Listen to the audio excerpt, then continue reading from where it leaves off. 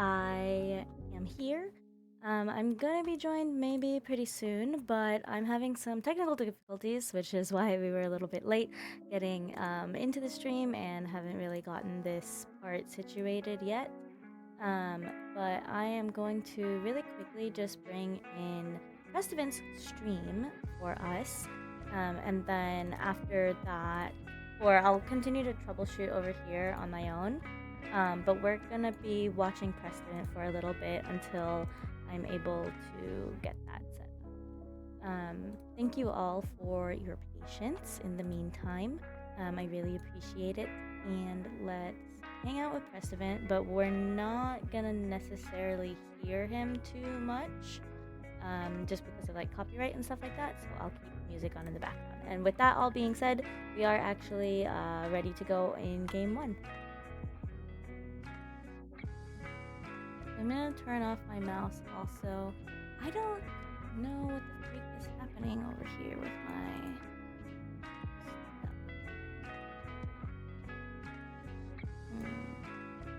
Okay.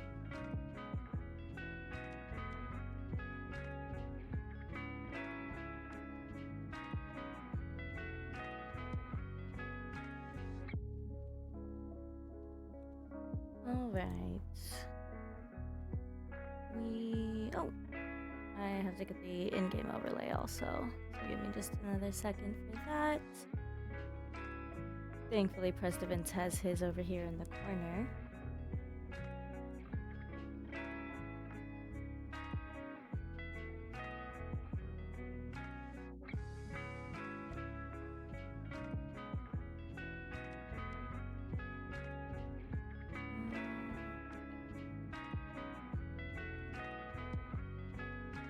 Actually, I'm not sure how helpful this will be for the time being.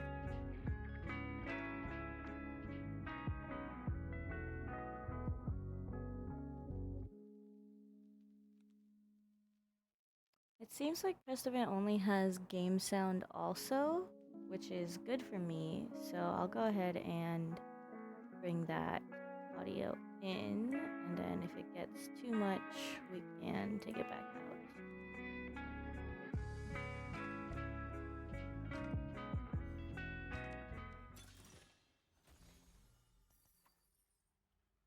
Also, oh, here we are. So hungry.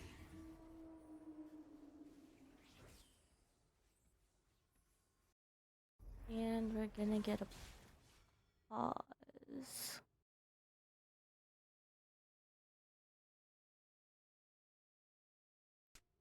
Oh, okay. So Prestivan's actually gonna restart his computer. And so we'll be in a pause, for that. Okay. So I technically am also having stream issues, PC issues. So we'll continue to troubleshoot over here. But in the meantime, we are going to be hopping into lobby 2 for the day. So let me bring that up here as well.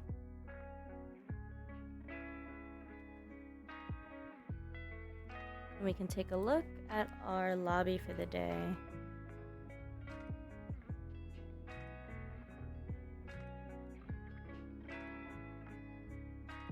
So we're still paused. I can also bring in another source for this game when he comes back. But I think we're good with Prestivan. If he really is just streaming with no like mic or anything and just the game sound, that is ideal for me. But here this is day 1, so these were the lobbies that we saw yesterday. And here are the lobbies that we're going to be taking a look at today. As I mentioned, we're going to be in lobby 2. So that's going to be QAQ, Kaiwang, Brosif, Brahu, Soju, Pokygon, Prestivan, and Crazy Cat. So some names that we're pretty familiar with already. And some names that I'm expecting good performances from. Or, yeah. Um, so it looks like we're almost back for Festivant. And I'll continue to troubleshoot over here.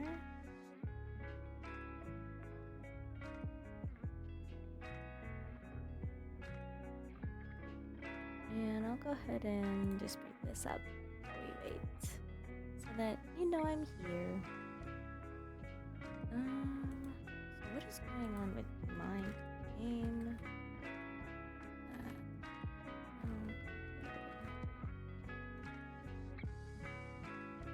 Or actually,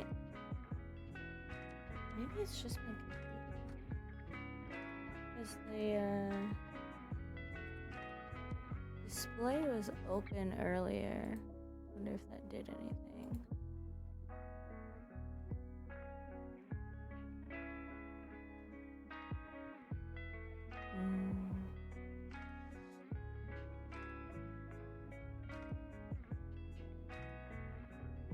Oh.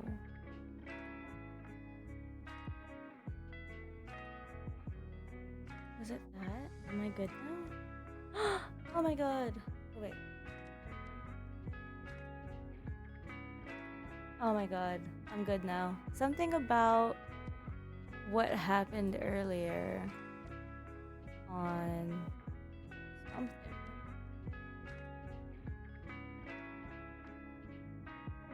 Okay. The game capture should theoretically work. And Elgato should work now. And Elgato. Okay, perfect. Perfect. Okay. Cool. So we got my technical issues sorted out.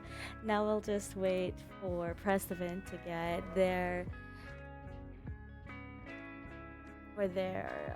issue to be resolved, and then we'll be good.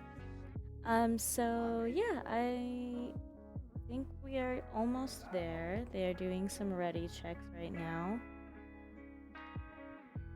I'm gonna check some of these presets that I have, and then I'm gonna make sure that we have our overlay. I'm gonna change this to a sting.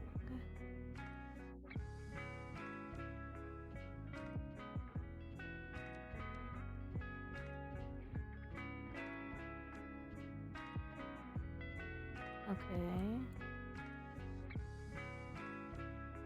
And since we're almost back, I'll connect this first, and then I'll throw us back in. We're waiting for one highwaying to be ready, and then we'll get going.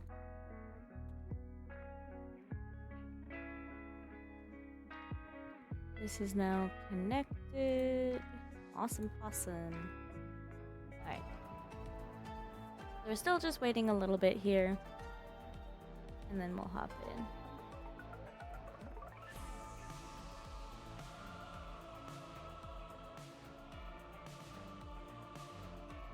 And don't mind me. I'm just doing stuff.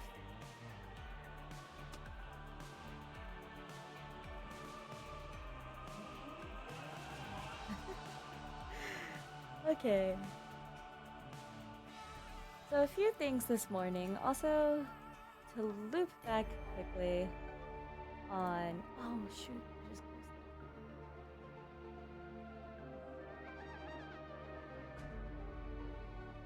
No?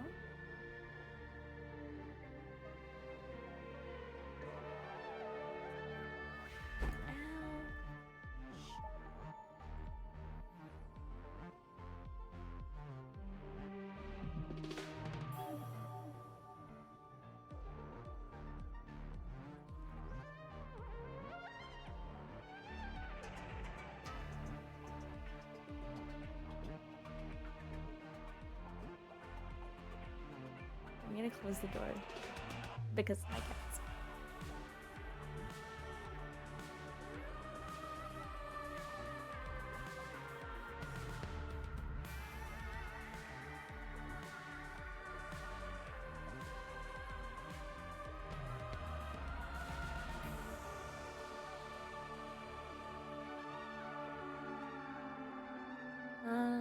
looks like they also had to ping the player on Discord. So I'll bring us back. Oh, they just hit resume. Sweet.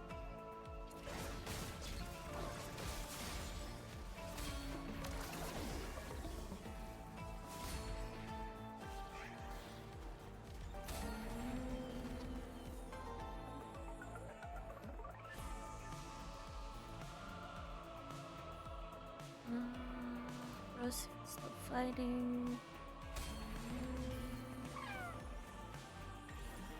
Okay.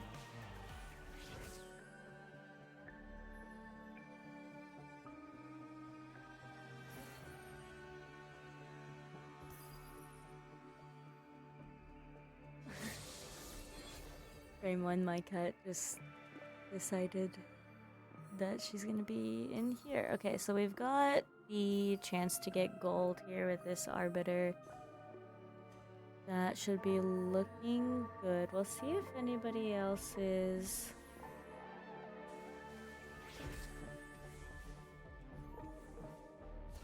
looking to run Arbiter.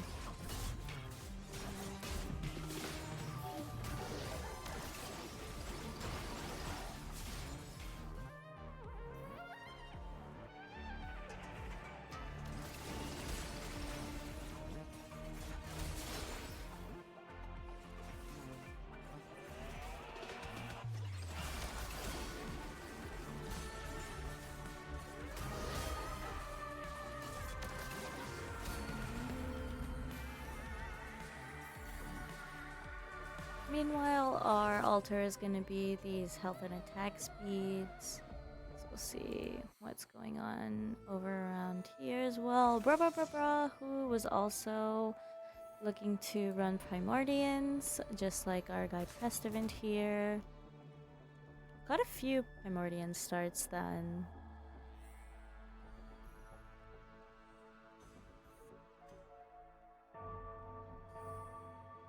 And I think I missed what... Oh, Prismatic Finale. So we saw this yesterday also.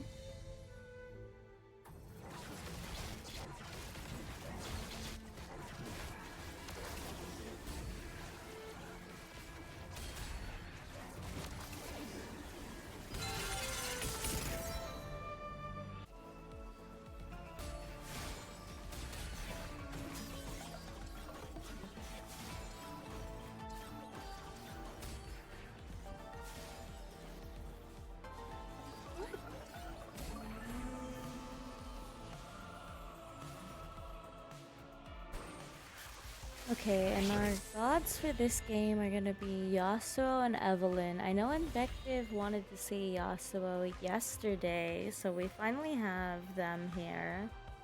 mhm.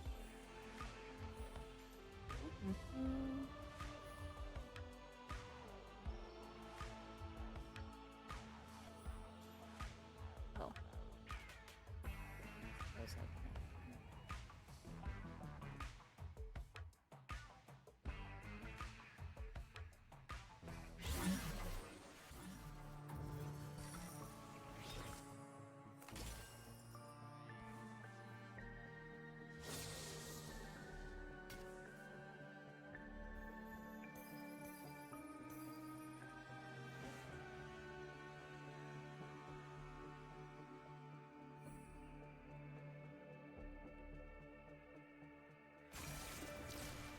Let's see what Soju has now that he's leveled with this two Novas. Slotted in now. Lots of Kaisas. I think this is 3, maybe 4 in the lobby.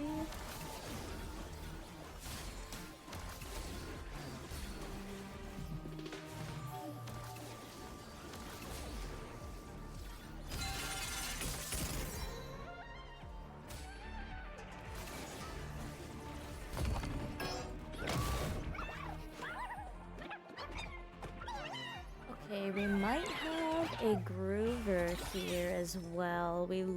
Did we lock for this Teemo?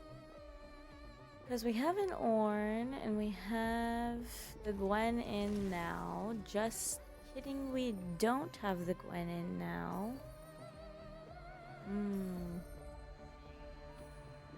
I don't know, I think we do have potential to groove here. Maybe not the best option overall on this board state, since we've got the Primorian going on with that Briar.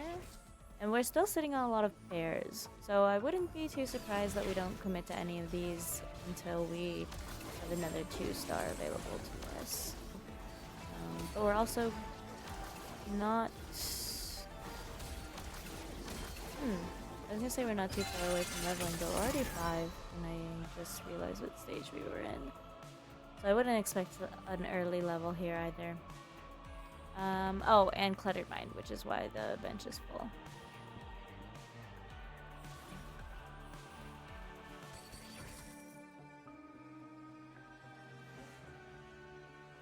I am interested in to see what these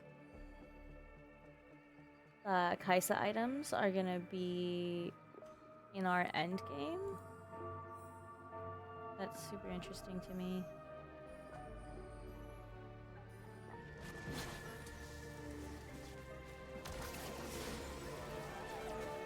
And then taking another look around. Oh, we do have a shepherd going on here for now, which is cool. Oh, and Stargazer, the altar, is appealing enough for Who at this time. Broseph is gonna level, and we're gonna bring in our Misfortune, who we made a challenger, which makes sense since we also have our Diana.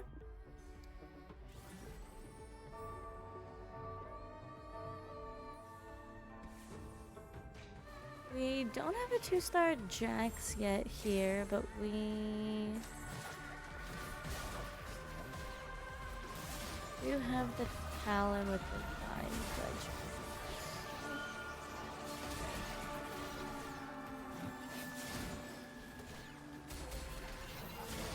What is that gonna do for us in the late game? Oh my goodness, bruh's lock streak gonna snap here against Prestivant. Which is good for Prestivant. That was really close, but he did manage to lose and maintain this 6 loss streak. And we're gonna get a Prismatic actually also as our second. So we'll have 2 Prismatics this game. Second and third augments. We're gonna go with the rods here. So I feel like this is kind of turning maybe into a Vex board later, or I'm not sure where else the Rage Blade goes. But Void Staff has a few options, and we are also Meeple gaming. So what else have we got to make here? We already have the Death Cap. We already have the Rage Blade. I wouldn't be surprised if this ended up being... Oh, okay. I was gonna say not that.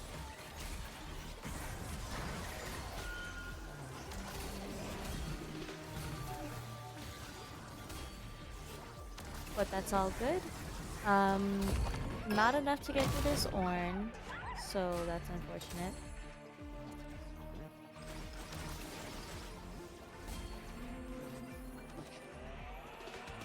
Alright, and we're still looking at Broseph with 100. What is this? Yeah, okay, so we hedge fund while we were at 100 HP. This is gonna be super good for Broseph. I don't have a read here yet. I don't know what's going on here. I know that we're in a good... in the sense that I don't know where we're going to go after this. We look like we're just gonna econ. We're not gonna buy any of these little guys here just for the pairs or anything. And we're not looking to get too ahead leveling. Prestivant with the Aurora hasn't done much yet. Probably will try to snap this lost streak at Wolves at the end of this stage.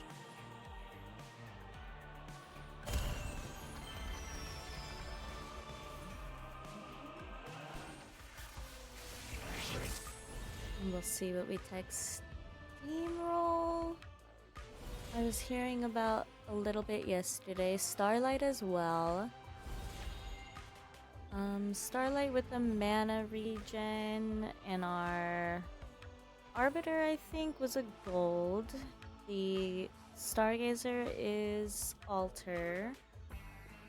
So I'm not sure if there's any particular comps that would super benefit from... Oh, okay, so Brosif, Soju... We're gonna have a few people who are gonna take this Starlight Hex for the mana on Ornn. That makes a bunch of sense here. Bringing our Alawi. So most of our tanks are gonna sit on this Starlight. Right? That's the Starlight one? Oh, they haven't put it yet. So this is the okay. Okay. Cool.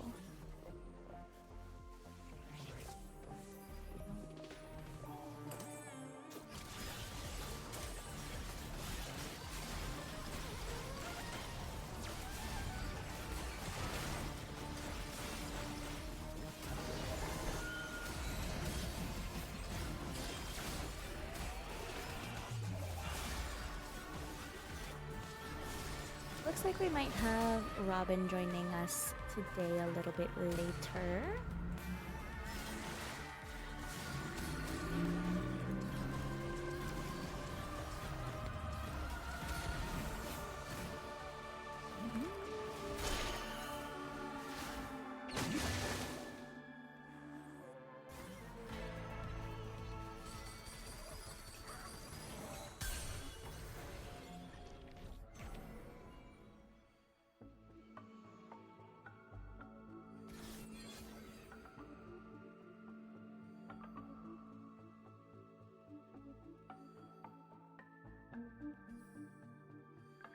So this Zoe online with the 4 Vanguard is gonna look good for Brosif. We did lose our win streak to Bra Bra Bra, who we saw a bit earlier.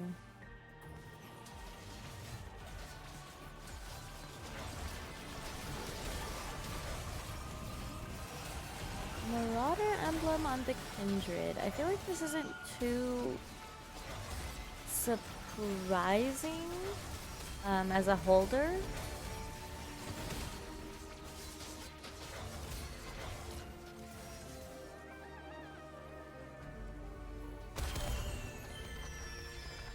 Okay, and Prestivant is gonna snap the lost streak here. Moving into Wolves, so pretty good timing for him. He's also going to proc the savings account. So we'll stick here and see the next moves from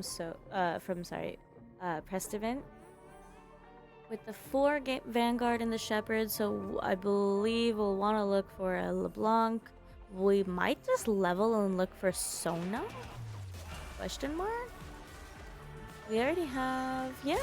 I mean, what else can we look for on the next level? Yeah, LeBlanc and Sona.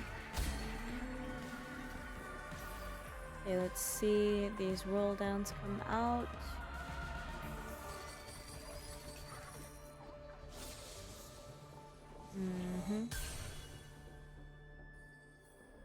I love to see a Dark Lady. Okay, we're not gonna pick up any extra Auroras. We did pick up the Vex. And we're gonna start slotting in.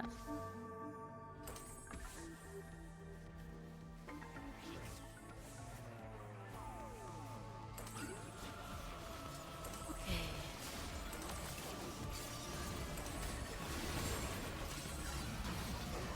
I wonder what we do with this Jhin if we're in a spot to pick it up. We're selling. Okay. Selling a little bit. And we're not gonna pick up the gym. There's no room. I don't think I've ever seen it in an endgame comp for a Shepherd, but I am open to seeing it happen. We also had. So if I'm Kai Wang and I'm sitting here with $6 and I'm leveling, after this I'm looking. Oh my goodness. I guess I'm looking to put in the 2-star Morgana that just came into my shop. And as far as items goes for this Morgana, I think we're good with the Edge of... Nope. Right. Okay, Edge of Night will go on to our Urgot. And we're looking pretty good for Kai Wang here. Was able to just what feels like stabilize on those few rolls. Soju though, not sure if he was able to roll beforehand, but did manage to find a Corki and get up to 5 Meeple. This Corki is trying to do its best ramping up, and this Poppy is going to be tanking so much of the damage that... Oh, Corki should be able to do this. Yes, Corki is going to be able to do that. Huge tank from... or huge Poppy. W. And the Rammus is on board for us also. Oh! Hi! Oh. Hi! Hello, Catherine. How's it going? Good. Who are you? I am good. I ran over here from being in line for a flash tattoo. And I got there early, but there was still, you know, like a line. So I was worried. And I was like, okay, I'll leave. So I waited in the line for an hour and a half in the cold, warm sun. And then just made it here to be on time. I can go back later, and they're flash tattoos, so it's really not that big of a deal anyways. But I was stressing a little bit. And then, so I was trying to set up remotely, like literally on Parsec in line while I was waiting. And my game capture, my capture card wasn't working for the game PC. I was like, oh, great. So then I came in and we were just watching Prestivan stream. And then they had a pause because Prestivan had to restart. So then I was like, cool, I'll have time to troubleshoot my stuff. And then, so now we're here and everyone's good. And I'm really happy you're here. Oh, I'm glad to be here. It looks like Soju's like kind of putting a lot of hurt on this lobby. Mm-hmm. Yeah, so do you want to take a look around really quickly after this to kind of get your bearings, or were you watching some streams already? I have not had a chance to tap into this specific lobby. I would love to take a look around. And is there anyone you think has like a good shot of winning out the lobby? So I think that Broseph here is about to do some stuff. Okay, this is a great turn to watch.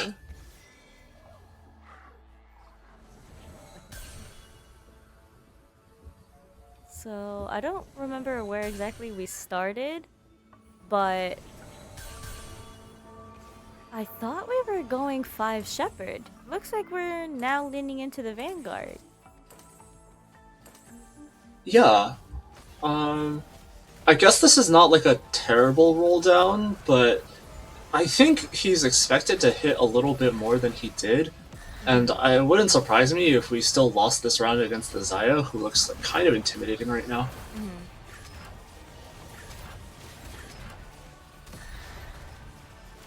Besides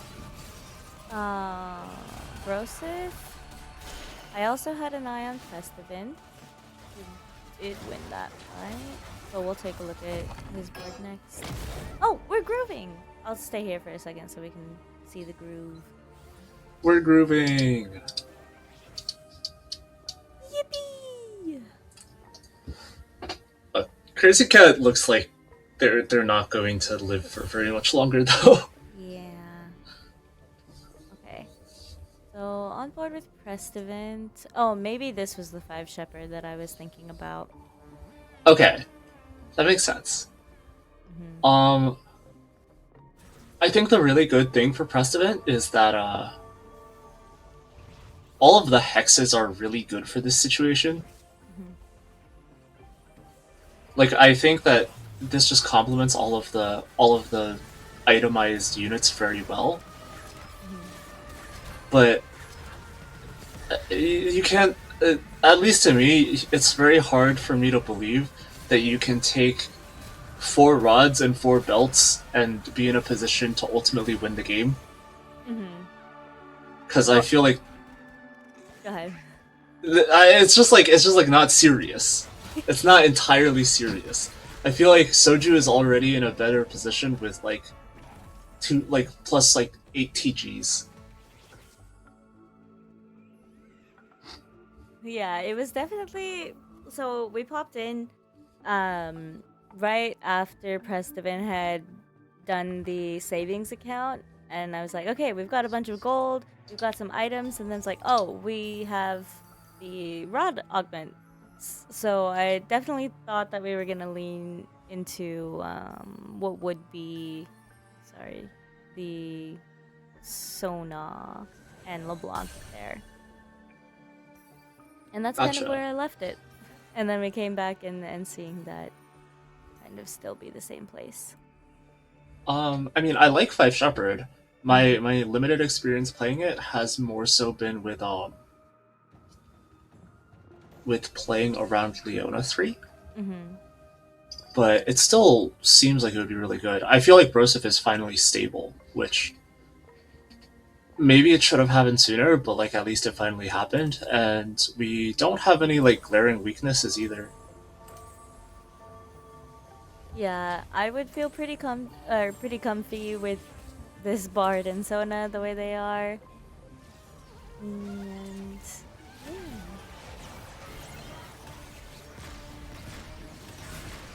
It's a little bit awkward to have this Hullbreaker the way it is. Was the Hullbreaker was okay from Brosif's first augment? I Oh, Corky 1? What can you do for us, Corky okay. 1? Corky 1 can win the fight! Corky 1 has actually been doing the work for Soju. When I first hopped on, also after seeing after getting to 7 Meeple, I was like, okay, this is probably gonna be fine. This is gonna be enough because we had only the 1-star, which is now a 2-star Ramis, awesome. But the Poppy was huge. The Poppy was taking so long that the Corky 1 was able to do it, and hopefully we get a Corky 2. Yippee! Is Soju contested by anyone? Or is this just like a little bit unfortunate in terms of how fast the roll down gave him a chance to hit? I don't think we're contested on the meeple. Okay.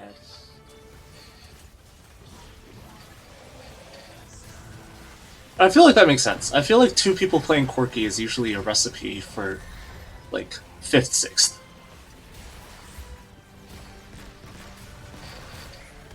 Yeah, I'm not seeing any meeple icons here on this trait summary. Okay. Then yeah, I mean like maybe Soju was just a little unlucky in how fast those Corkies came around, but like we have them now. And to be honest, this composition is not like we go to level 9 and level 9 is where we instantly win the game. Like a lot of the good stuff happens on level 8. Okay, what is your read on this board? We do have the Zaya, which you mentioned is pretty important for the Stargazer to come through, and we've got our Jin, and we do have that IE that we talked about a bit yesterday.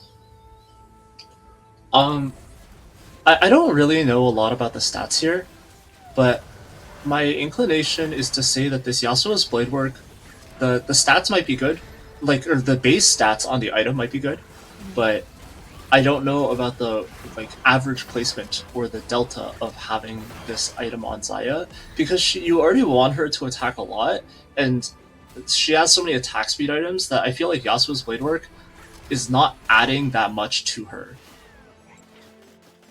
Okay. So like we won this round against Crazy Cat, which is good Mhm. because now we are not dead last. Mhm. And actually 3 people got eliminated. But Yeah. yeah, I mean, like I low key feel like if we got a Jin 2, I'd be really happy to see this on the Jin. If there's an interaction where it forces Jin to attack any faster than he normally does, like I think that would be way better. But you can't sacrifice one of the Zaya items or like the next best Zaya item at this moment. Mhm. Um, I mean, he'll have an option, right, to get something maybe for the Jin on this dragon. Yeah. Um, I guess like in my mind, in an ideal world, it's like Jin 2 with the Yasuo's blade work, Mhm. and then Samira with like another Kraken or so not Samira, Zaya with another like Kraken or Rageblade. Okay.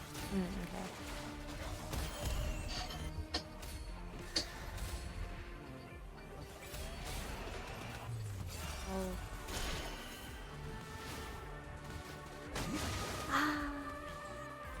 All right. We now have our top four for first game of the day. We're gonna be space grooving. Um. Oh, I didn't see this earlier. We've got our brawler Master Yi. Oh, I Yeah. was gonna have a question. I had a question earlier about Nova Kindred holding the Marauder spot. Hmm. Is that expected? Yeah, I think that's pretty typical of this board. Okay. Um, I think the next or the best Marauder holder in like the really ideal world would probably be Graves. I Mm-hmm. think we saw Marauder Graves yesterday, like 6 Marauder Graves, and he was completely blowing stuff up. But you'd have to have like really ideal conditions to be able to pursue that. And a lot of the time, you have a Marauder emblem on the Master Yi board. I think Mm-hmm. you're going to end up with Kindred Marauder, and I feel like a lot of the time it is really good. But if you look at how solid Soju's frontline is, like the Master Yi composition really just does not seem able to find any kind of purchase. And if Bra who is playing Space Groove, as I no, is still the Zaya. Can Yeah. this beat Soju's board? I think we just lost our Space Groover. Yeah, We did. QAQ Okay, fell. CMP is out. Mm-hmm. Okay. Mm.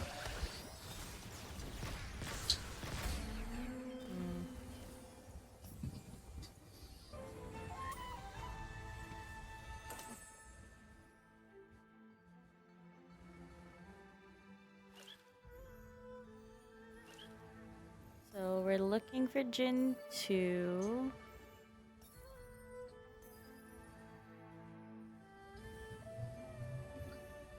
Not quite there.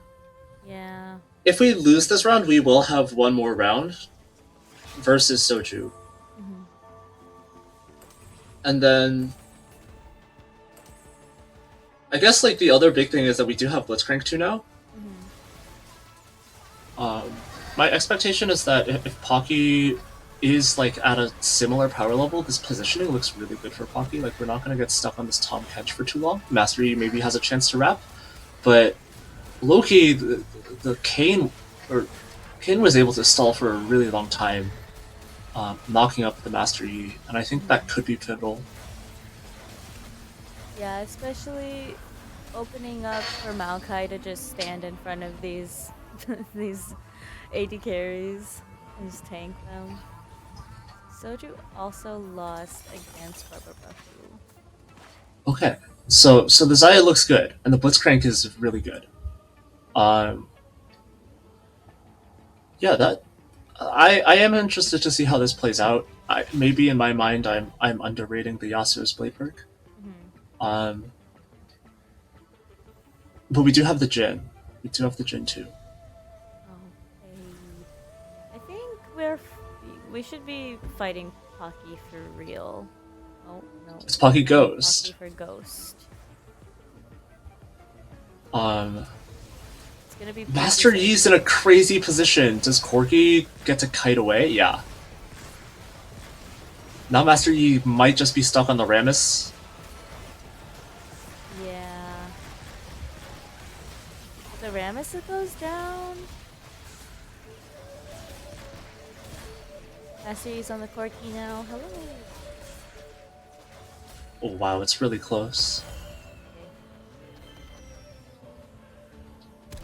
I think. Does Soju need to reach. Like, I don't know what Soju needs to put on his board in order to meaningfully get stronger. Mm-hmm. Um, I want to say that it's better for him to roll on level 9 than it is for him to go to level 10. Because, I don't know, maybe we can slot in something like this Shen and get a generic buff. Mm-hmm. But my inclination is to say, like, if we rolled on level 9 and then we just got the. Like, right now we level to 10 to play Corky with the Thieves' Gloves. And the Thieves' Gloves is good because it's Lucky Gloves. But if we rolled on 9 and we got another Corky 2, I feel like the value over the Corky 1 Rost 1 would be a little higher.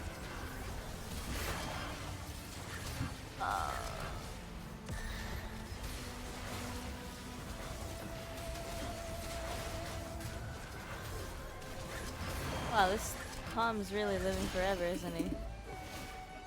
Yeah, that's a big catfish. Actually, do you have any opinions on what Tom Kench is? I think Tom Kench is the catfish. It's the whiskers. Yeah, that's what I thought.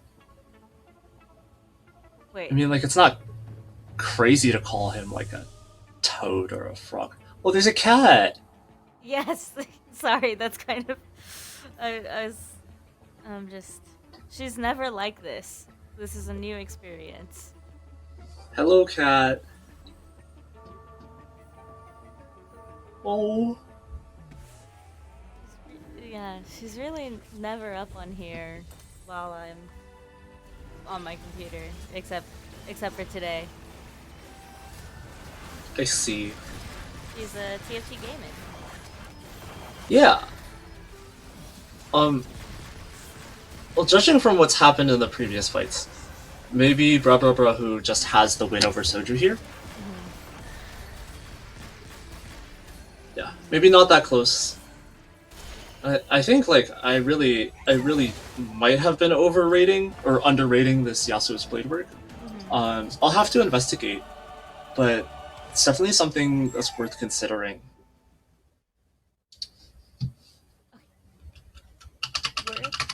We're gonna. This was lobby 2, by the way, so we'll take a look at all of the lobbies and the scorers if they're all available.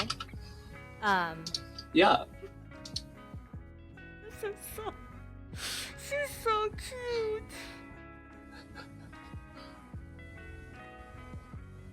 Oh. Okay, we can just have Cat co-stream. Yeah, I'll set up the other camera so we can have our cat here. Um, let's look at what we've got available.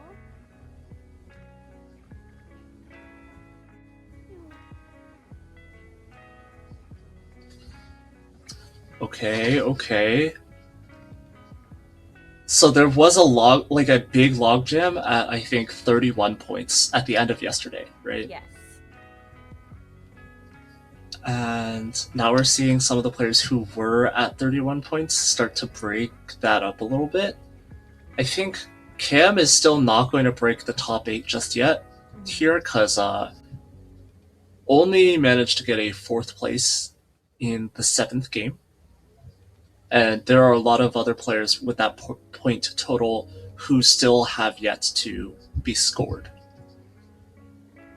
I'm not sure, like, Wigwag might be one of those players, for example. So this is the context for the lobby. Cam's lobby is gonna have Dish Soap and Darth Nub. So were those scores reported also? Are they still in? Yeah, I think Yeah. the lobby one looks like they were all in, but Rubber Bro, who was also on 31 points, it jumps up to a very very strong position now. Mm-hmm. Michael was also. I know he was saying he was like top two in the standings after yesterday. Mm-hmm. He had 35 points. And we saw a fair number of his games yesterday. He went 1-1 in those middle two games, um, which I think is super impressive. I think so too. We love to see when the start is good for these players, right? Players that can go 3, 4 firsts in a row, and maintain that momentum. So hopefully that's able to continue. And I do have our invite now. Yippee! And I do have the cat cam mostly set up, except she's just moving everywhere. That's okay. Um, I also feel like we should try to keep an eye out on Ladder Slayer right now, Okay. because even though he had a very hot start with 1-1 in games 1 and 2 yesterday, Mm-hmm. I mean, obviously that's a very high standard to maintain, but it looks like the score's on a bit of a downward trend. So it's not impossible for him to be caught. Still really hard for him to be caught by 8th place, Mm-hmm. like 8th place overall in the standings. But there's a way that he could fall out of this top 4 before the end of game 10. And I'm concerned that if that happens, that game 11 and game 12 are going to be really stressful, just because sometimes having a hot start is a bit of a burden, where people are trying to look at you as competition in a way that maybe they haven't necessarily before, or maybe you consider this narrative like a little bit too much for your own good. Yeah, that's the other. Okay, you can't stand on the mixer. You can't stand on the mixer. Ah. Okay, we're in it. Sorry. I don't think you have to apologize. um, Okay, here we go. we have component invils, so I guess we'll see if anybody gets some interesting business. We saw a good amount of like Jinx reroll variants yesterday. I I remember one Jinx reroll variant with Pike, Pike Psionic, and then the Pike ended up doing insane stuff in the late game Mm-hmm. with something like Jewel Lotus plus Guard Breaker and the what's it called, the Target Lock Optics. That Pike was doing insane assassin work, and I also don't necessarily have a strong grasp on the way that players are like, may or may not be able to anti-position against Pike. Uh-huh. But I have a feeling that if you're playing something like Space Groove, or if you're committed to something like Yasuo Hexes, playing against those kinds of assassin units can be really frustrating. Yeah, even in um I was gonna say Summoner's Rift, but even in Howling Abyss, I'm not having a good time playing against Pike. Yeah, well, Howling Abyss is low-key a bit of a shooting gallery for Pike. Mm-hmm. But Brabarahu does have like something that resembles a Jinx spot. And I think it would be nice to pay attention to the winner of our last game. Yeah. As for what the wise spending would be really interesting. Oh, decides not to go with the wide spending. Um, I still have mixed feelings about this choice, though. What's... Hmm. Okay, do you feel better about it now that we've changed our board state and brought in this Leona to hold the Mogul? I want to say that it means we're moving away from Primordian towards Mm-hmm. something like Samira, where the Mogul's Mill is ultimately going to end up on Ornn. Or we could, if you could check the Stargazer, there's a chance Yeah. that Bruh might look for Zaya again. The Fountain. Okay, maybe this is Zaya. Oh, yes. Last game we had the altar for our Star Guardian. That was ended up being the second one Yeah, also. yeah. I think the Fountain's also like pretty favorable. Okay. Um, I feel like this strikes me as a run it back. What is this? Hey, we were just talking about this. Well, well, yeah, but I'm not convinced that I have ever seen +2 psionic on 2-1. If you could hover over the psionic emblem item, the emblem that's currently equipped to the units. Ah, This emblem has a lot of base stats. and then it's Um, 20 attack speed also. That's kind of hiding behind the. yeah, I think just by virtue of the fact that this gives you these stats on your board right now, this is already a powerful augment. Mhm. But it just means that like if you want to play Master Yi, well, you have drone uplink. Maybe Master Yi is not the best idea. I think that this would be a really good angle to play Sona Psionic though. Okay. The what's most appealing about Sona for this setup? For that setup.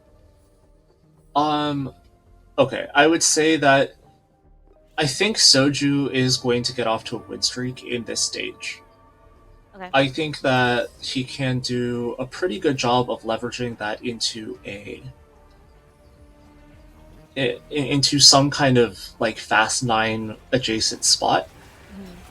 And I also believe that playing Sona on your board with a pike and then getting 4 psionic items and a drone like upgraded version of drone uplink on your main carry, that seems really really valuable.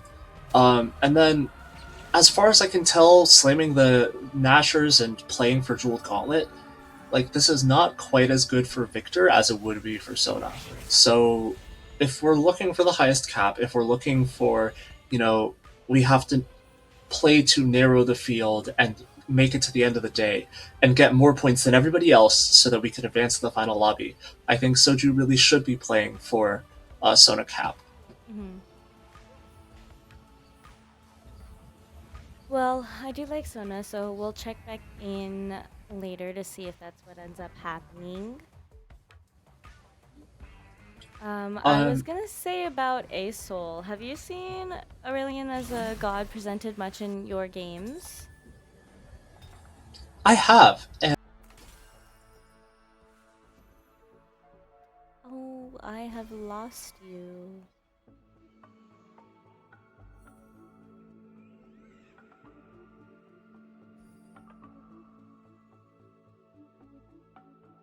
Okay.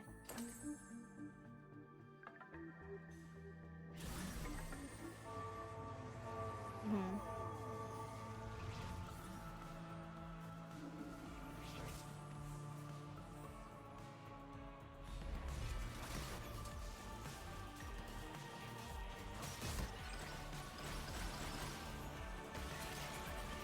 I seem to have lost you in VMix, but I've got you in Discord, so you're still good and you're here.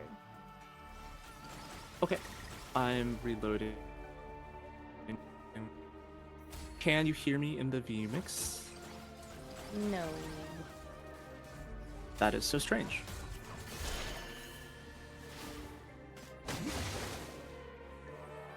But if you give me can you see still?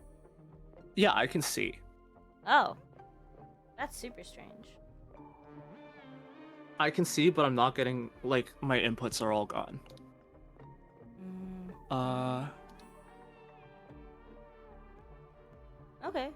Well, as long as you can see, I mean, like, I have the But I worker think on I too. think I think you probably probably see see me. me and hear me now.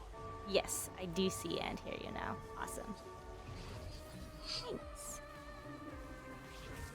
Um, where was I? I think I was talking about. Well, I'm gonna let that go. Yeah, we were leaving Soju on our way to Aurelian Soul conversation. Oh yeah. It wouldn't surprise me if a lot of players pick the trait quest. Mm. Like, obviously, some players already have plus X to some of their traits, Mm-hmm. and then like a lot of the emblems in the game are quite good. For example, Soju has a Voyager emblem. Voyager emblem is like just a great item, period. And then, it buffs units around it, which is something that almost doesn't exist in the game anymore. Mm-hmm. If you throw back years ago, there used to be Zeeks and Aegis, Mm-hmm. and like these items allowed you to buff up your carry even when you already had 3 items on your carry. Um, in that way, I place a really big value on emblems like Voyager Emblem. But then there's also plenty of great stuff that other players could find. So yeah, it wouldn't surprise me if a lot of players selected Aurelian Soul for their first god. The little pop-ups went away in game, so I can't tell anymore just by looking. But we'll keep going around and seeing what everybody's got. I'm really looking forward to what happens here with Kai Wang. Yeah, I agree. Um, I want to say that it looks a little bit like Corky right now, Okay. but it could be a lot of things. And then, uh, also looking around, I feel like I see a lot of Yasuo. Mm-hmm. Even Soju has already picked Yasuo. Mm-hmm. Um, Which did make sense because of those emblems that we were talking about already. yeah, I'm most surprised that Kaiwing selected Yasuo. Mm-hmm. Because I think yeah, sorry. go ahead. I think playing for a guaranteed reforger from your from Aurelian Soul is really valuable in a spot where you're playing Reforged in Strength. Mm-hmm. And being able to reroll the artifacts that you get is maybe like incalculably good, because like a good artifact match is infinitely better than an artifact match that does almost nothing.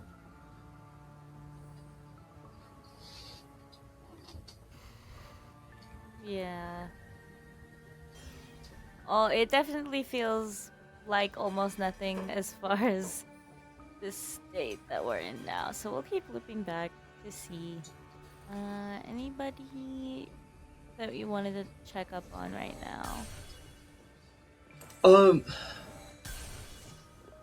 I guess it's hard for me to say that I know what Crazy Cat is doing.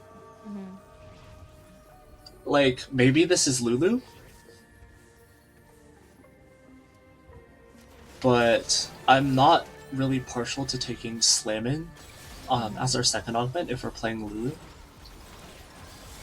I guess in a lot of ways, maybe we're just already committed to this line, and we had to take Econ. Mm. But yeah, my fear is that on level 7, we're going to have a lot of rounds where the Econ that we get out of Slammin is sort of dead value. Like, we might have 30 EXP on our way to level 8, but we have no way to actually finish that because we had to roll to 0 in order to hit Leona 3. Or not Leona, Lulu 3. Yeah, and sitting with 0, right? 0 Lulus so far for Crazy Cat. Yeah, it's really tough. Yeah. I think ever since Twisted Fate has become less powerful, it sometimes becomes hard to know what to do with a Twisted Fate opener. Like, if you are offered Twisted Fate and a pile of Stargazers, and you are aiming, like, your items make sense for AP. In fact, they might make specific sense for Lulu reroll, where you have, like, maybe a Shoujo to slam or a Nashor's to slam. I think, yeah, it can actually be really difficult. I was gonna ask about this Gambler's Blade on the Zoe. Just for fun, the best folder we have for now? What's your opinion there? Um, We'll get back to the board. But yeah, just kind of struck me as an item I don't typically see on Zoe. I would say that the Gambler's Blade is not getting a lot of value on Zoe right now. Like, it's bolstered by the fact we have just red buff on the same unit, and maybe Bro Bro Bro Who is getting some kind of econ value. Like, yeah, we have Leona 3 now. And then as a result, like, we have the ability later to play something like LeBlanc, play something like Vex with this powerful frontline now. But this would, of course, in my mind, it would make a lot more sense if we had been so lucky as to get, like, every 3 attacks you get a chance at Leona. As of right now, this Zoe is really not itemized for damage. And I think Brother Rahu is going to struggle to win rounds even after hitting this Leona 3 until we hit a unit that's more optimized to play around all of this attack speed.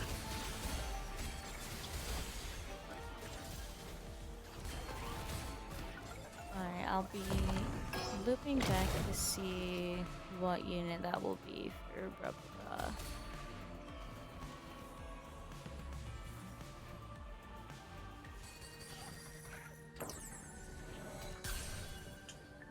Precedent has received a Voyager emblem, and that's the one we were talking about earlier. I think that one, it's going to feel very good. So... okay. I feel like Precedent... This is not a run back. This is not a run back of Voyager. Is it? Of Shepard, maybe? Oh, if Shepard, maybe.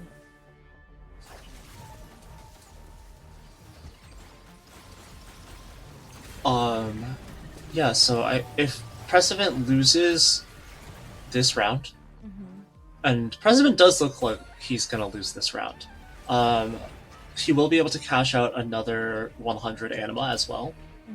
Definitely a little, like, marginal value, but then he's gonna win. Okay, it'll come next round then. No sweat. For now, we'll see what Kai Wang cooks up. Did we just got that Jinx too, and we've sold it already, so... Oh gosh. With Emilio on board, what is the out here? Yeah, I think we're just playing Corki. Yeah? Gotta be honest. Or actually, no, we are not playing Corki. We're playing Wait. We're playing LeBlanc. I thought I was looking at the front line. My mind did not put together these artifacts. These artifacts are very good for an attack speed carry. These LeBlancs are coming in. And we still have 4 of our components as well to build off of. Yeah, that's exciting. You say dizzy, or you say exciting, I say dizzy. Yes. Well, I do think Kai Wang needs to, like, try to get the front line into shape. This was really hard because I think he was probably in a position where he had to do a lot on this roll down. But this LeBlanc, if we upgrade her, she's gonna be pumping. Um, I would say that my other concern is about how contested LeBlanc is going to be for everybody else in this lobby. Because, Yeah, we saw some separate shepherds already out. yeah, I feel like Who is committed to this line as well. And in some ways, he's already been undercut with the 2 LeBlancs out of the pool from Kai Wang. And then I think we're probably going to see at least one more player play LeBlanc, maybe Prestovant. Yeah, I'm gonna go check on Prestovant now. So Kai Wing, I think, is the only one that I've seen that has the pair of LeBlancs, which is interesting considering how behind it seemed like they were. But you know, it's just HP, so maybe HP is fake for now until he's dead.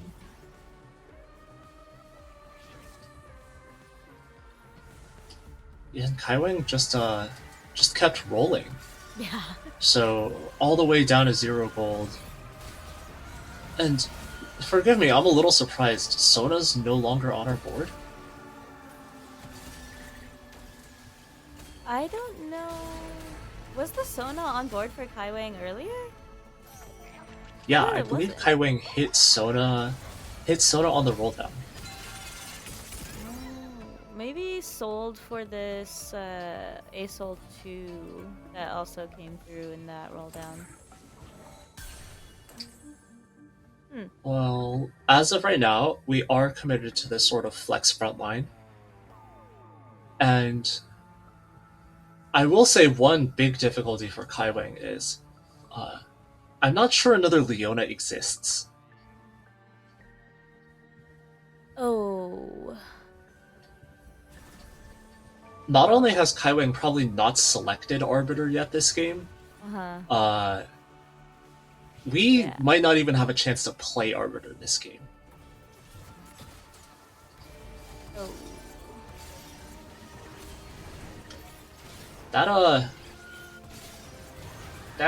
might not matter with Static Shiv Flicker Blades. As in, like, we won't need the Arbiter buff to make LeBlanc more powerful. She's seeming powerful enough for now without that, right? Yeah, I mean the Arbiter buff might be necessary at some point if somebody else gets a really high capped board. But I guess I'm inclined to say Kai Wing doesn't necessarily need it because Flicker Blades is, or like ideally what you're looking for from Arbiter is scaling attack speed or scaling scaling AP. But Flicker Blades, even though it doesn't do the best job of either thing, it does a pretty decent job at the very least of both things. And then Static Shiv synergizes well because it's giving you AP, it's giving you attack speed, and it also actually has a like product when you attack a lot. So you might not get stuck on a frontliner because you actually splashed a ton of damage onto the enemy backline as well. So we're gonna catch up with Soju here for a second. Ooh, we are playing around Victor and Aurora. So we do have some little duplicators here as well. And we're closer to the Aurora than we are the Victor. I think we just need the one more Aurora.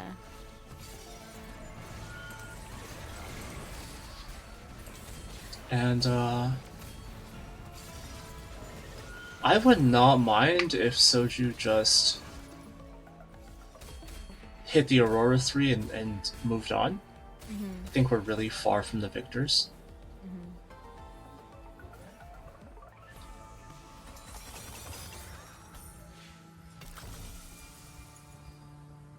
Whoa.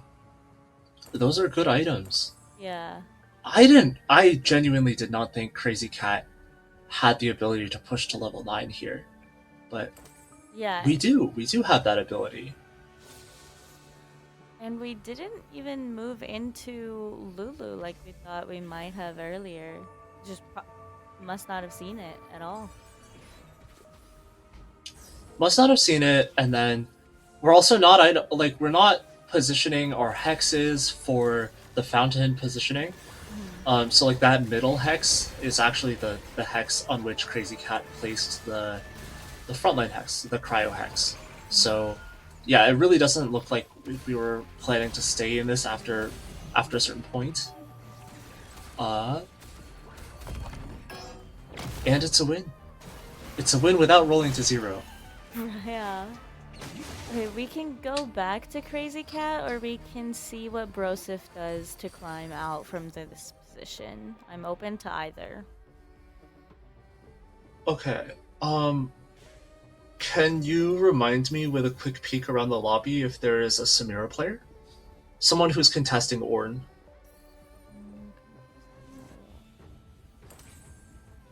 Because I think Brosif is about to.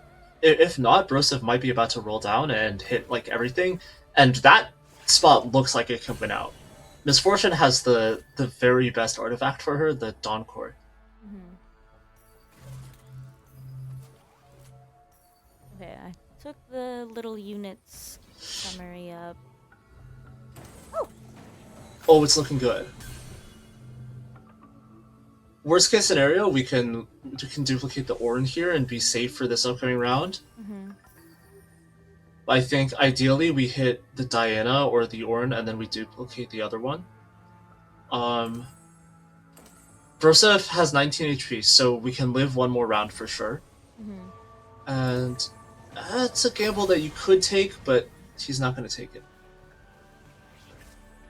Decides to go with Diana instead with that champ boost. And we're gonna fight Kaiwing, who has been on a win streak since we last left them. Yeah, this is a battle for the ages because Kaiwing's LeBlanc is going to be doing so much damage, but Brosif's Sword does a lot of damage also. Kaiwing's dead. Which we just hit on this board as well. On the previous round, I believe is also the 3-star Aurora did come through for that board. Okay. I think that does give Soju a big leg up against a lot of players, but I don't know if I see anybody who has the setup that deals with what Brosif has going on.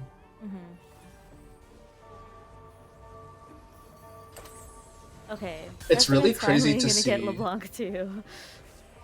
Yeah. President looks like the player who maybe got the worst end of the stick with Forged in Strength. Even though Kaiwing's out in 8th place, like Kaiwing did get really great artifacts. The ones for Precedent are a little lackluster by comparison, and you can tell that Brosif's board just has an insane cap.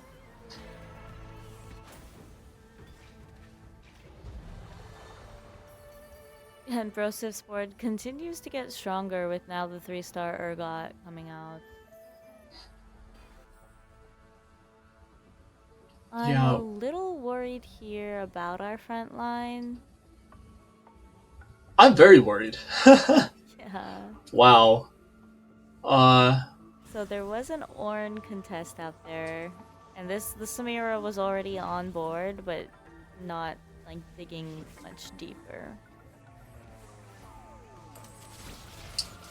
I'm a little surprised Pocky took hard commit. I genuinely thought this was a different augment, but hard commit seems like, you know, this was really good up until I guess there are like some misfortunes, like not hitting Nunu 2 is really tough. Tom Kench might also be lacking. Soju's out. Soju's out. Oh, it was President. done dirty by your friend. That's a team kill. You hate to see it. Who's also on the last legs. Maybe we just fought Broseph. We lost against Crazy Cat? Yeah. What's going on there? What did we miss? Oh, the something 2-star very Vex. similar.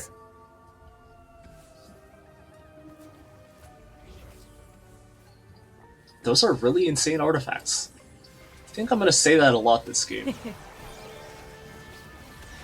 Ornn rolled Radiant Declaw this round.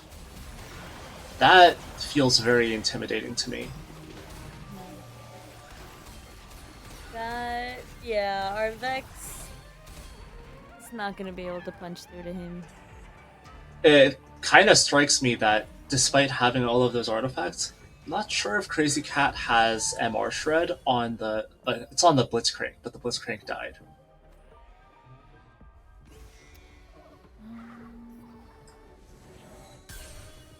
Oh.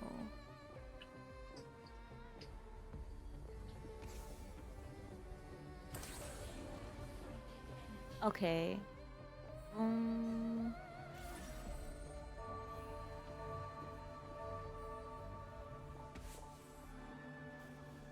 Oh, I hope it was bruh bruh bruh.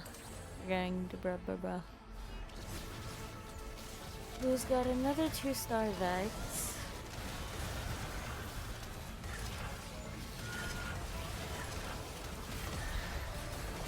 And no Declaw to stop it, so Vex is gonna push out a lot of damage here into Pokygom. I think that's gonna be it for him. That's a tough result. Pokemon though also fell victim to one of the fountain quirks, where one of the hexes that we put on the backline didn't end up in a fountain hex. Sometimes can be difficult to play around Stargazer when the stakes are high. To play around it as you're out. In the sense that you have Yasuo, so you're sort of you might have a need to commit to a hex, and I feel like Pokemon could have expected to play around Stargazer this game, but we ended up with one of the hexes in the far right bottom corner, and the far right bottom corner is not a fountain hex. It's a very understandable mistake and not one that I want to like harp on a lot, but it is one that like it does cost a little bit. It doesn't cost a lot.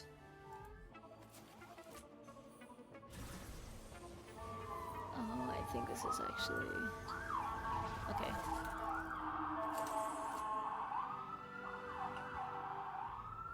Ooh, can who stay alive against Brosif's ghost? It's scary, but we did stun the MF, so delaying damage a little bit longer. Oh, Vex isn't... Blitzcrank. Oh, there's a lot of damage coming through from Vex onto Misfortune. I'm not sure who wins this fight. Yeah, the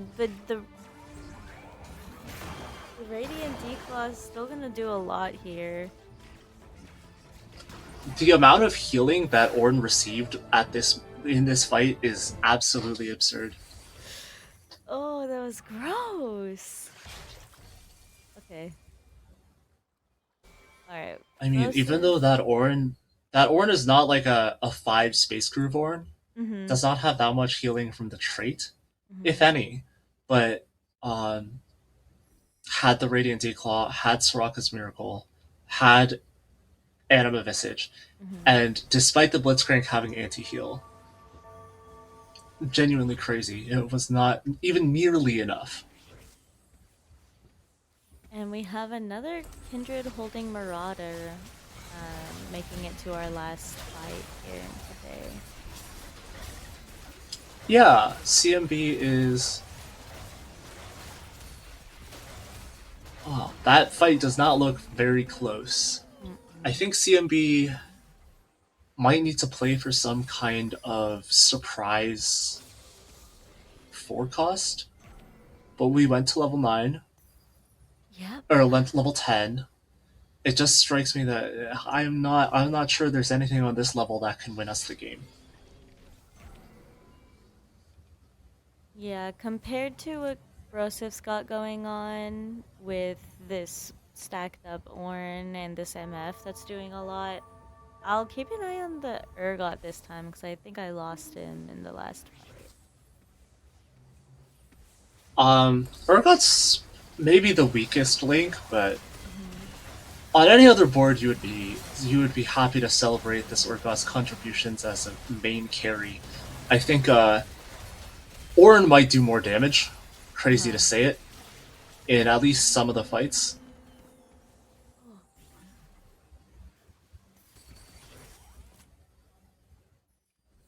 Living with just that one sliver of health, CMB doesn't have a lot of options, but Yeah, second's not bad, you know.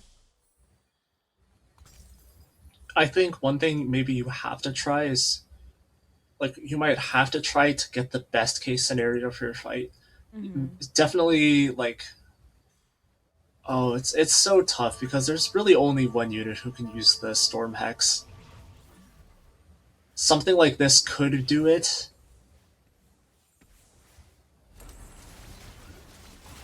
and Fiora is in a great position, but I worry that units like Diana, Misfortune, and Urgot can straight up outduel Oh, her. Master Yi was able to put in a little bit of work, but not enough to take anyone down. Yeah, That's Edict. I think Forged in Strength is ideally a Misfortune, ideally a Misfortune go, Mm-hmm. because you can hit such great artifacts for that composition. I want to say Brosif started out with the Wit's End, so Mm-hmm. that gave Brosif the direction in order to go for that. And it makes sense that he was not contested in that regard by some of the other Forged in Strength players. But yeah, there was definitely also a bit of a logjam in this lobby when it came to those AP attack speed items, and it ended up looking really difficult for players um, like Prestivant, like Kai Wang. Mm-hmm. At some point, like almost all of the Leonas were out of the pool. 3 people were contesting LeBlanc, and then Mm-hmm. it forced some of these players into a gamble to get to level 9. And even though they were largely successful, like Brahu and Crazy Cat, at getting to level 9, they were still really in each other's space. Mm-hmm. And I think you saw at the end of the game that a couple of the players who were allowed in some regards to not be in this contested situation, um, they ended up succeeding quite a lot more. And it does make me wonder, like, I don't necessarily want to say that it was a mistake, for example, for Kai Wang not to take the trait quest as a way of getting the remover as well as an emblem. Mm-hmm. Because I don't really believe that 100%. And I don't think that's what was pivotal.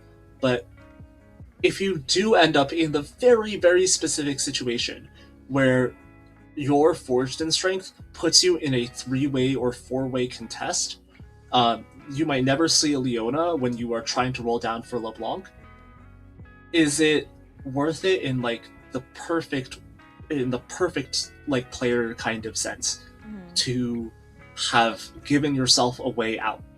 And you have some of these quirky supporting units already. You had the Rammus, you had the Melio. Mm-hmm. Would you have been willing to reforge those items and to take a gamble at having an uncontested line? Mm-hmm. Especially when it was presented, right? I feel like when we saw that Kaiwing was still not exactly set on the board, so definitely could have pivoted out. But yeah, not sure what was going through his head at the time, but did the best of his ability. We have a few of the scores available to us right now.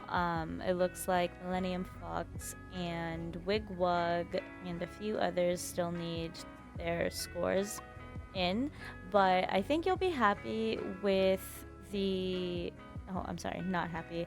I think for our next lobbies, we'll want to look at Ladder Slayer, as you were calling out earlier, because this last game was, yeah. So we're a little bit worried. This is not a hot start like we saw yesterday. So we'll take a look at when the lobbies have been shuffled, what uh, lobby Ladder Slayer will land into, and we can start there. Yeah, I think that would be a great place for you to start. I might have to say goodbye for now, though. Okay. For sure. Very happy I got to chat with you a few more times today.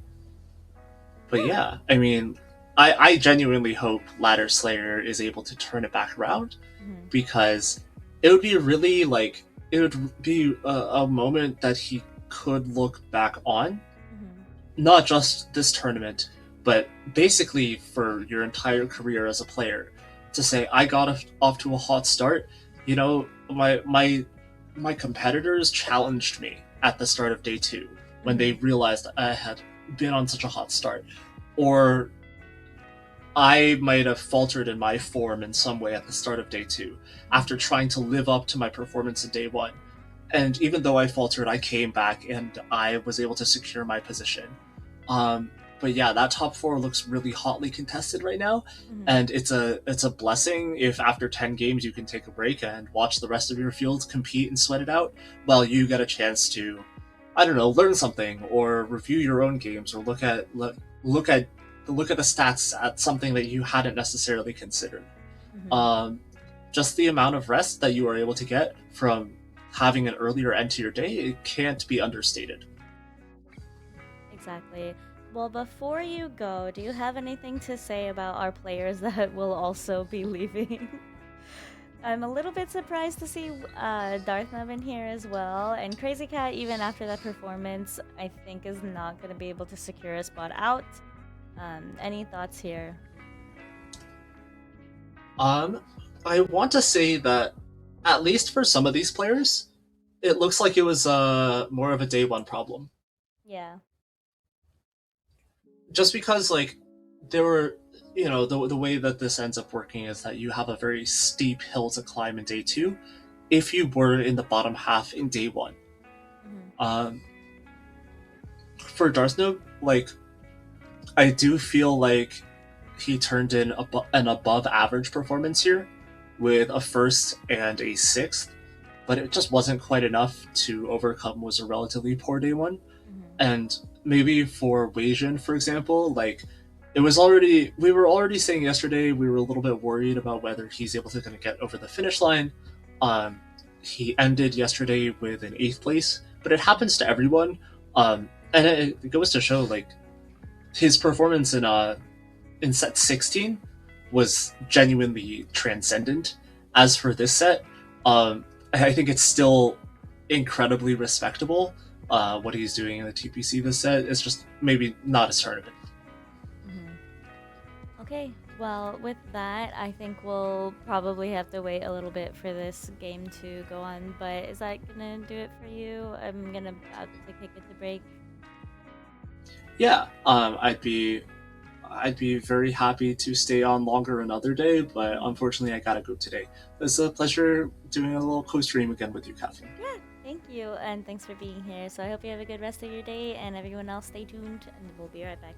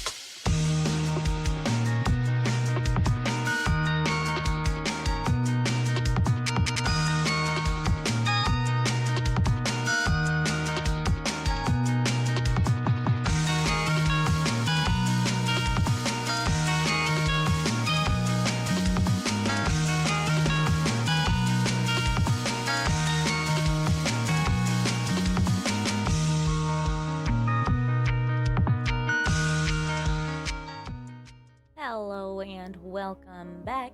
We are getting into our lobbies, so I'm gonna bring us back and we're gonna take a look at the standings that we have now, which we didn't super get to before we left because we were waiting for a few games to finish. But we do have now who is not going to continue and make it into this game 9 and 10. We're going to say goodbye to Pokegum, Conda, Darth Noob, Quintanilla, Spencer, Pestivant, Crazy Cat, and Wajan Iverson. So a little bit of a surprise for some of these players. Pestivant and Crazy Cat we were able to watch, as well as Pokegum, but they were not going to make it out of that lobby, unfortunately. We are going to move into, and I'll bring us over there, our lobbies for the next game. And we're going to be following Ladder Slayer in their lobby. Let me scooch this over to games 9 and 10. So we're going to be in lobby 2. And the reason for this being that, again, lobby 2 has Ladder Slayer, and yesterday they were in a really good position, starting off very strongly in their games, and not seeing that with these first 2 games today. But they had about an 8-point lead yesterday going into the games today, and so, you know, one game, hi Robin, one game to drop is not the worst, but to also not be able to pick up game 2 and move forward from there is a little bit concerning. So we're gonna hang out with Ladder Slayer and see if they're gonna be able to pick it up and maintain their position going into these next 2 games. And this is where the standings are sitting at right now. There are some tiebreakers and top 4s that can come into play as needed. But with what we're looking at so far, I know that we're going to have some good games. So we're just going to wait for these players and content creators to get all set up. Ready checks are happening right now, so it shouldn't be too long. But if you're hanging out in the chat and you're seeing one of these players that you feel particularly strong about, I would love to hear what your thoughts are and if you think that they can make it out or what you think they're going to play. So we have seen, at least today, a fair amount of Shepherd contesting, as well as, what's the name? I guess not really the comp, but we saw some Vanguards coming out for a few of our players in the last game. So we're gonna get into it. We're gonna have Yasuo and Ari as our gods for this game. Yeah, so Weijan's gonna be out. Soju and Robin will still be in. Soju's sitting at the 11th place marker with 40 points, and Robin Songs just a little behind at 13th with 37 points. I'm gonna go ahead and connect our lobby really quick.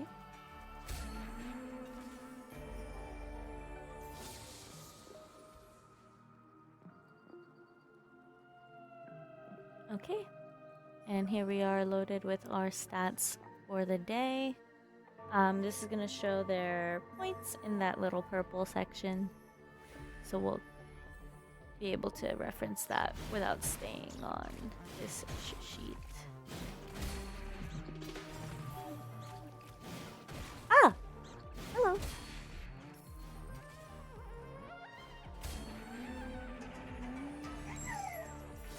You're good to start talking whenever. Alrighty, I'm excited. Hello! Hello! How was Hello, work? everyone! Work was good, but I'm glad to be home. I'm glad to be here. Yippee! So everybody, Yippee. Robin is here. She's gonna join us, and I'm gonna put her to work. Start casting. Dance, monkey dance. Alrighty, I'm super excited to be here. You have absolutely no idea, Catherine. I have missed you. I missed you I too. feel like it's been ages. Oh, and we get to start with a prismatic right off the rip. That's really, really fun. I'm seeing a lot of good choices here for whoever it is we're actually watching right now. Living Forge is always really nice to have. That's just really strong combat. Though I'm seeing a Prismatic Destiny coming out as well, and a Shimmer Scale Essence. So there's going to be some combat power there, as well as some additional econ. That's what I was looking for, sorry. It'll be nice to see how Wigwag uses that, and Cambuli, is that the Prismatic Destiny? It's showing gold, but I'm assuming that's Prismatic Destiny. Oh, Flexible, sorry. You're good. And we get a Meeple emblem out of that. Oh, cool. Honestly, pretty decent, especially with the Meeple start that they've got with that Vigor Poppy. Yeah. And then having the Jax, that extra Bastion, that's so nice to have. Jax, I think, is honestly one of the stronger tanks in this set so far. Obviously, it doesn't matter right now because it does immediately go down. It's no items. We're looking maybe to see if Cambuli can't get a lost streak going. But it'll be nice to see what we make of this. Yes, it will be. And just to briefly loop back, yes, it's been a while. It's been a long time. I'm pretty sure it's been about a month since I've seen you. It's been a very long time, and I'm sorry, you told me I needed to start casting, and I was immediately into it. No, you were good. That was great. But yeah, I had some stuff just on the same weekends, so it was tough. Yeah, I've also been working a lot of weekends recently, so it's actually been kind of difficult to be able to cast. But this week and last week, I was able to get home early and was able to cast a few games. I lost my voice last time I did, though, for for week 1. Because I went crazy on the day, and then just Twonky and I were just like, we can't talk today. Twins. I also lost my voice, but it was because I was at a concert in Vegas. I went to 2 concerts back to back. Yeah, Awesome. weren't you also at like a Riftbound tournament or something? Yes, I was at a Riftbound tournament. I'm so last jealous. weekend. It was in Vancouver. Yeah, it was awesome. I had some friends fly out from Minnesota, and then we drove. You up didn't even together. invite me. I know. It's because I needed you to cast. Yeah, you needed me here. But seeing Soju right here, Soju, as I put in chat, I'm very excited to see how they do. They're already doing quite well, but we have 3 Timebreaker on the field already. Oh, which reminds me, I should check out our fountain. Oh, the constellation today. fountain. So, which one's that one? Is that Gold Lulu? No, that's Medallion, isn't it, for Gold Lulu? Yeah, this is gonna be stacking AD and AP every few seconds.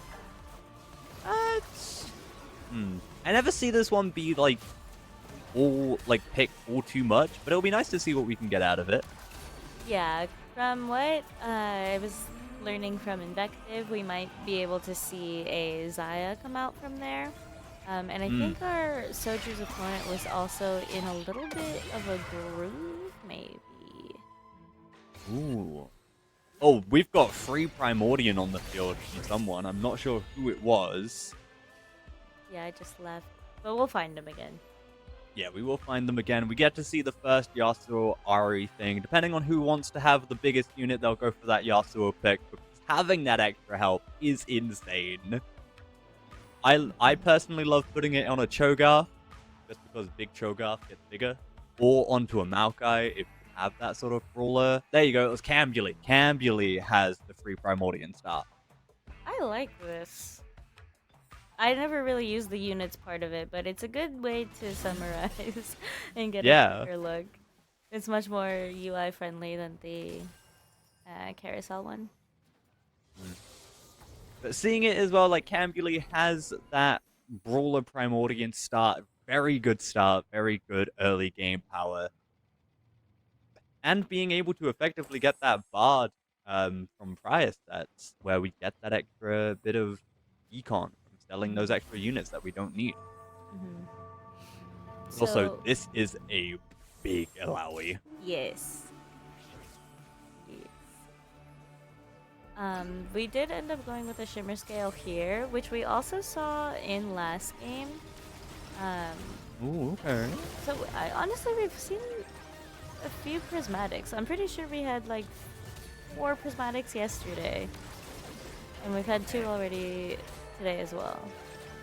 Wait, does Ladder Slayer not have anyone on the field right now? I believe so. You know what? I respect it. Keep that loss streak. Yeah, That's I one think way to guarantee. for sure. I'm pretty sure when I first got there for this game, we had sold board. Oh. There we go. We get to see some use. Never mind. Immediately gone. Never mind. It's immediately back, but we get to see the fountain online here. Now, is that Jax on a tile or no? He's definitely on the cosmic tile, but I don't know if it's actually He put a is. Stargazer. I got to see it just for a moment as it Yeah. flashed in and out. Jax Yeah. is on an empowered tile with Stargazer, so gonna be quite a bit. Seems like it's not gonna matter all too much, but this Gwen might start popping up some damage, hopefully. Doesn't look it though, does get the dash away, but does fall nonetheless. Alright, let's check out what's going on with Ladder Slayer. Surely we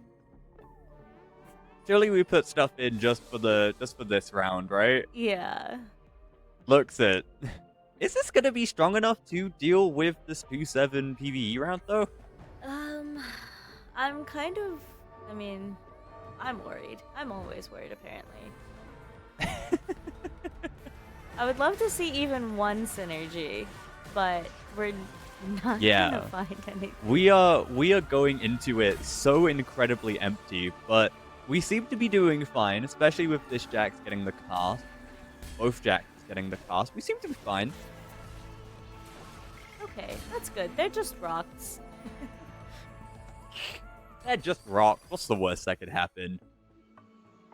It's not like they're words or anything. Okay, but are we gonna do anything extra, or are we gonna say goodbye to some of these units still? Are we alive, maybe? Doing Looks things, like- maybe? Don't know. We've got the 3 on the board. We've got that upgrade. Or we get in some time breaker. We've got the challenger as well, and that Jack. So we're maybe looking to get some kills, but not actually win out. Mm-hmm.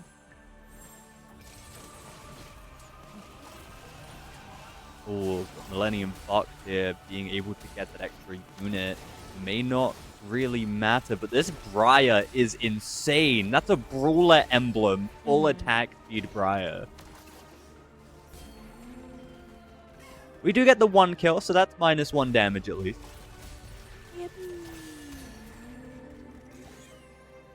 And then Soju beating Setsuko there. We swapped over to Wigwag board. This Alawi is just getting bigger. Now with that Steadfast Heart for the added durability. I don't even think that Alawi got below half. No, I don't think so. Alright, we're gonna move into some gold options now. Ooh, forward thinking. Oh, we don't go for it. Nope. Not today. Not today. This was fountain, so we'd like to see some orange. That's nice, but they're just gonna be econ now. Yep. Looks like we're going more for a brawler style thing. We also opted not to keep the Samira, which if we were gonna play Zaya would have been a good bolster, but from our items, where do you think that we take this? Oh, Nami would be a good place to take this now. Ooh, yeah, and these are some really decent Nami items. Outside of just having 2 Nashes too, like you can't go wrong with a Sphere of Shojin. It's still the stats you want, and it's still extra mana. With that replicator from the Pantheon as well, like that's gonna be a lot of cards. And Oh, and the explosion.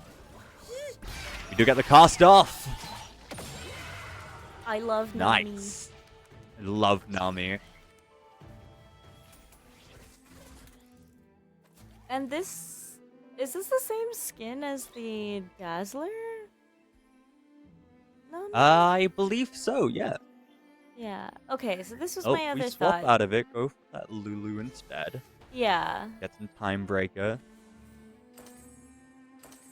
Okay. I'm happy to see Lulu. Actually, there's no complaints over here.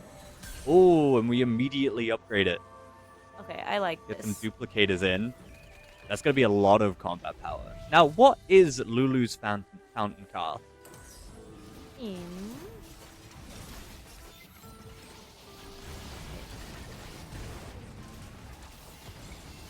Okay, so it's additional magic damage to 3 other enemies. Now, with Replicator, that's actually kind of insane.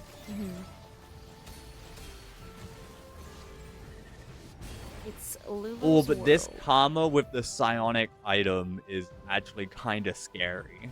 Yeah, we'll go take a look at Wiglug now and just double check on that. I don't know a lot about psionic. I haven't even touched it. It's kind of similar to how, oh, what was it called? Oh, it was Cyber City. Oh, what was it? Oh. Well, what The are name's we trying- escaping me. What are we trying to describe? And then maybe we'll come back to The name's escaping me. I think it was from Cyber City, and I know Mordekaiser was a part of it. But Oh. the more you fielded, the more items you got from it that was specifically for that trait. Oh, what was it? This is annoying me. It's like the ops, right? Is that what we're thinking? I'm finding this out. I'm Cyber City. Again I with hope the it was Zoe's Cyber City. Now I feel like I'm wrong. Gambler's Blade.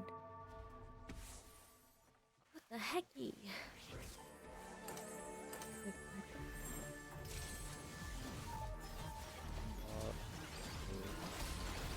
Wait, was it not Wiglug? Exotech. Exotech. Oh, That was it. It's very Exotech. similar to Exotech. Okay. Throwback.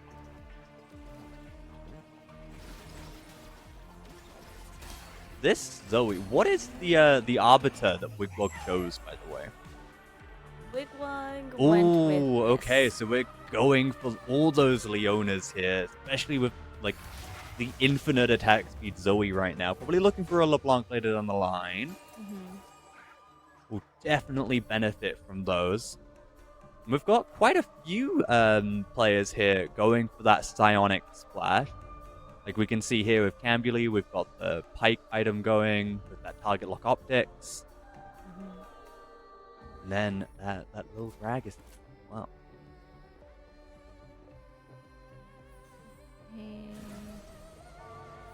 Oh, and even Setsuko is going for more Leonas. And Setsuko has the duplicators, so might be in a better position to fast track that 3-star. That's true. Like it's every 50 mana that's spent, and we can already see Leona. Leona has 100 mana, so that's immediately 2 15% chances for a Leona. Looks like we got it as well. Okay, we are gonna loop to Ladder Slayer in a bit, but we have a Corki on board already, so Ooh, maybe not just they'll- any Corki, that's a Stargazer Corki. yeah, and with the fountain, maybe this will be like the Zaya replacement, or trying to use it that way. Maybe, I don't know. Maybe gonna see talk some too Fate much. Weaver splashed in there.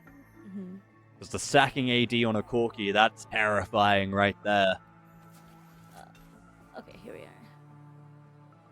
Is Doesn't look like we have any Fate Weaver on the board. And we don't even have Stargazer active yet. yeah.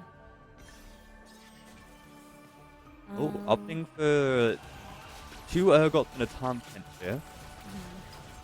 I can respect it. I can respect it.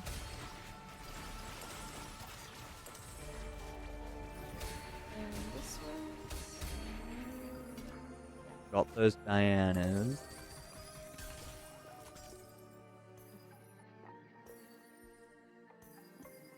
There's gonna be a 3-star Jax out, so Ladder Slayer might have a little bit of difficulty getting into it if he's looking to go now, or more lean into the Fate Waivers.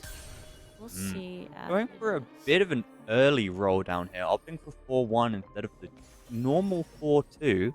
We get some Challenger in. We've got a very strong looking Urgot with that Prowler's Claw Infinity Force here.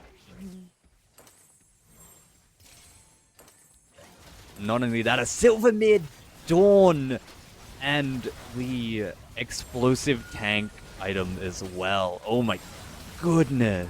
Gonna be immune to CC, gonna be stunning with every attack. I'm pretty sure that's a lot of added HP as well, which Maokai loves, especially with his passive. Making light work against this Junction.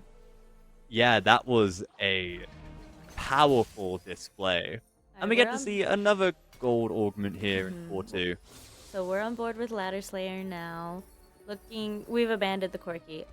Oh, we are Robin, selling what are we doing? everything. We are selling everything here. We've got our bruisers. We even got in a little Sona there. We've got our 2-star Maokai. We're going for an insane pivot here. Got that Stargazer active with that Xayah and the Sniper as well. There's another Xayah there. There's another Samira. We've found a third Nunu and Willem. There's a Lulu there as well. We've got that Stargazer emblem as well as a Meeple. Doesn't look like the Meeple's going to be needed, though. We are opting to itemize the Xayah. Makes sense. 2 Kraken Slayers is kind of scary. Okay. And a red buff. Okay. We got that 5 Stargazer. Look at that. W. That was awesome. This, that was an incredible. Yeah, this was an insane roll down and pivot as well. But this Rammus might just not care. Yeah, it's only a 1-star Rammus right now, but it's going to be stacking that armor. So we did end up making the Rage Blade and just putting it on the Samira. Do you feel any type of way between that double Kraken or leaving one Kraken and moving that Rage Blade onto the Xayah? I honestly like having the double Kraken on the Xayah and leaving the Rage Blade on the Samira. Because as much as Xayah likes having that attack speed, like it's going to be a stacking AD. And not only that, she has a lot of attack speed from fully stacked Kraken Slayers and that red buff as well. So I think this is a fine choice here. Okay. Hopping on to the groove, we've got Dish Soap piloting.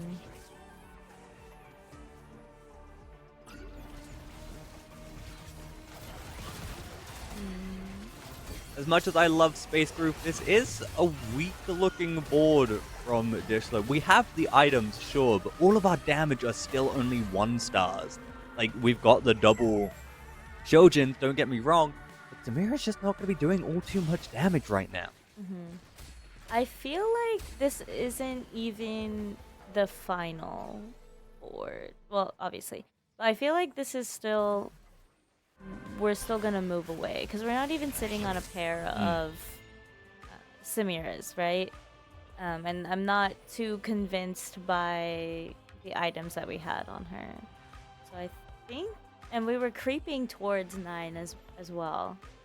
I don't. Yeah, this might be a good soup angle here if we go for that fast 9.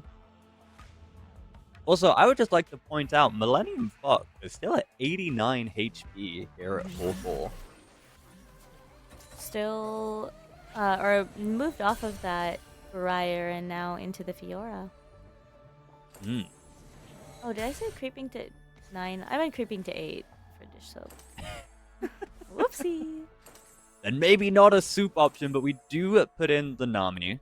We're at 6 Space Groove now, and we do have the emblem. That's 7 Space Groove right here. Now, who do we put it on? Again, we've still got no items. We've got the Shen in now, and there we go. We put it on the Shen. Space Groove Shen.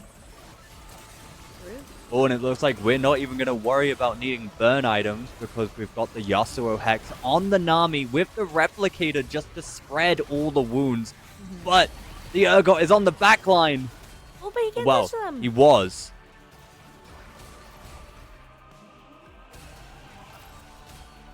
Dang. Ooh, now that was close. Now this Jack with the Indomitable, I actually really, really like. So it looks like We we're are digging for Lulu so- 3 here also. It does look it, and we are getting close. And as well as to that Pantheon as well, there's another one. There's also a Lulu. We are one Lulu away. There it is. And not just that, but the best items on the Lulu. Double Nash's Tooth and a jeweled gauntlet. I'm happy. We're You're Lulu happy? gaming. We're Lulu gaming. I can't wait for Lulu to be in Riftbound. Robin, I need it immediately.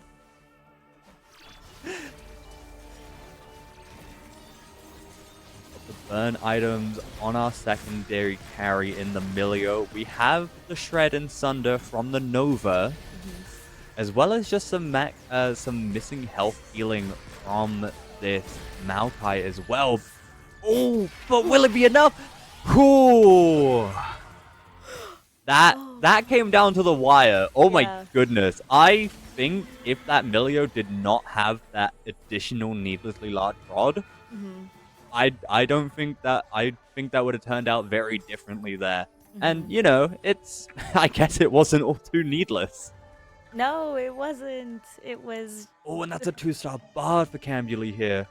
Do Yes. we go for it? I mean, I think we have to, right? We've only got one 2-star unit in our front line.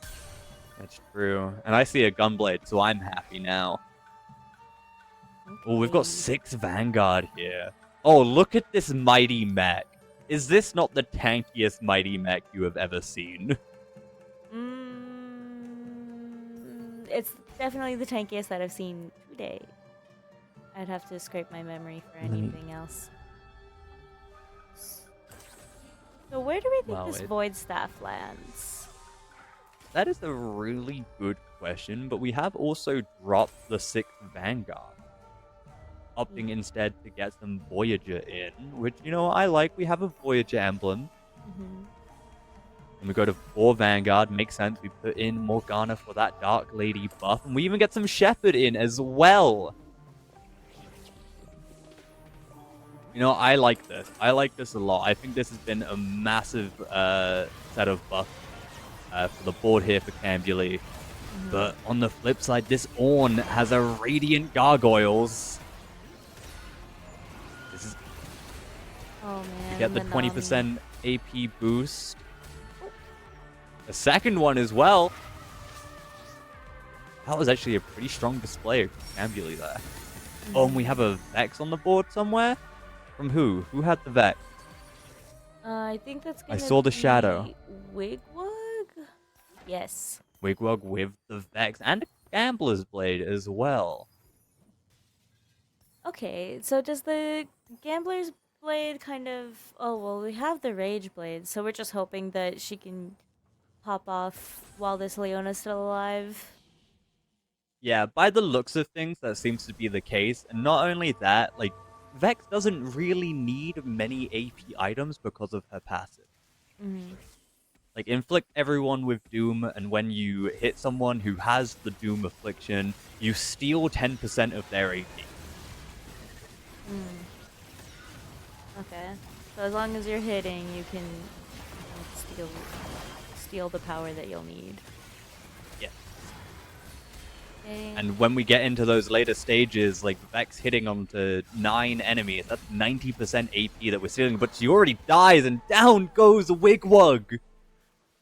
Setsuko I don't even gonna know take what it happened away. there, I'm not gonna lie. Where did the Vex go? She seemed so safe, and then she died. So I don't think we had anybody else running Vex. I'm not sure if anyone's too happy from this wigwag going out early. Ooh, those are some decent items on that Fizz from the Fizz Club roll. Those are some really good Fizz items from the Fizz Club roll. With that 5 meeple as well.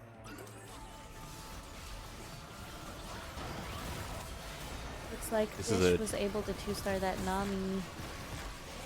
I was looking, is it going to be enough though? The Riven is on the back line. The Pop. Fizz does go down. But so does the front line Two for pop. Soju. Ooh, but the Nami just survives and the burn gets the kill. She's crazy. She's crazy. Crazy. I was crazy once. They locked me in a room. Rubber room. Rats. Rubber room with rats. See, why do we go for... Okay. I don't think that's the play I personally would have made, but I guess it does make sense. It is a very beefy tank instead of just having the attack fighter, and it looks like we're going to be... Never mind. What do we go for here? We put Rogue and Stargazer onto the Karma instead. Okay, Cambuli, I see you. I'll stay quiet. So, I mean... Sorry, I'm just looking at this little ship.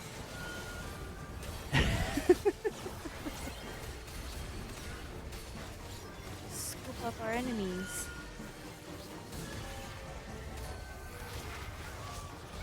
We even got to steal a couple as well. We got the Kindred and the not the Leaf, and the Master Yi there. That's a nice 8 gold.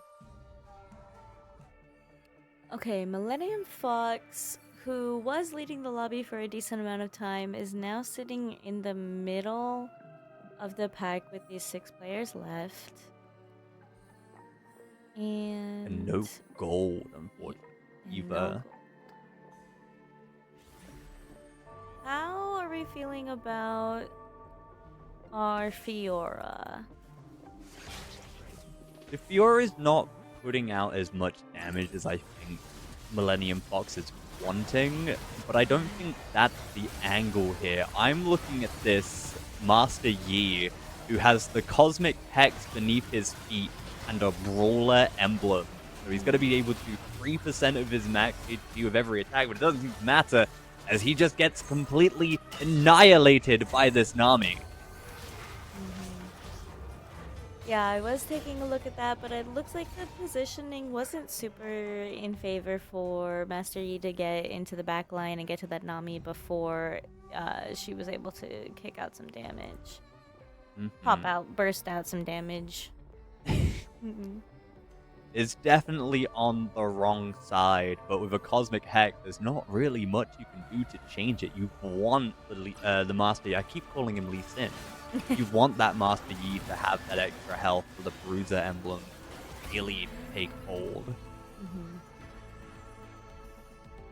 As far as these players' moves, Camberley could do some stuff.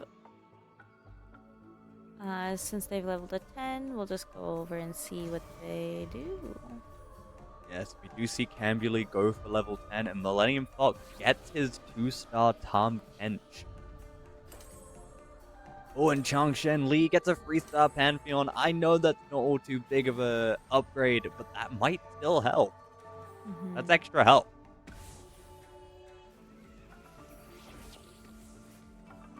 Okay, so we're fighting against Soju here.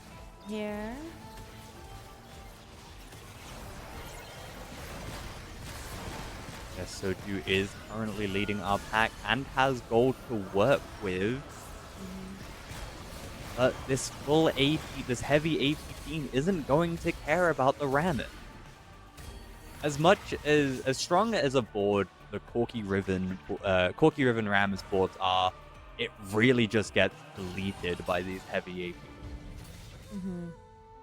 Changshin Li was also going to be able to take out Millennium Fox after hitting that 3-star Pantheon. And we seem to have missed it, but there's also a 3-star Milio on board. I feel like that's been there for a while. What? I feel like that's been there for a while. I missed it then. Sure. I never mentioned it, but I feel like that's been there for a while. Okay. But also, I feel like this was a blink and you miss it. What happened to the lobby? We've now got 4 people left in the lobby. Yeah. Yeah. But there's a lot happening. There is a lot happening. That is true. But we also saw that Soju went to 10. Dish Soap took a lot. Dish Soap went down. Soju As goes did down. Soju. Who had more health at the end of it, though, is the real question. And Cambuli is on a 7 win streak. So Dish Soap is gonna take that third, putting Soju in fourth.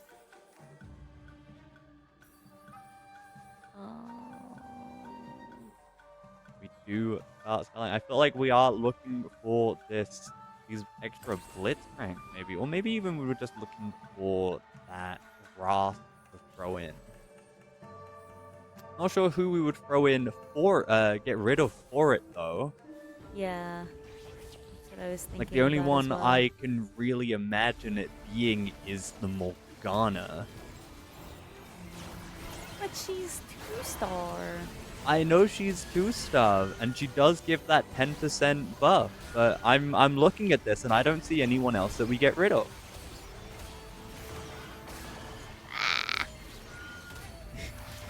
Also, that was so much gold that that bar just printed, and it's already over!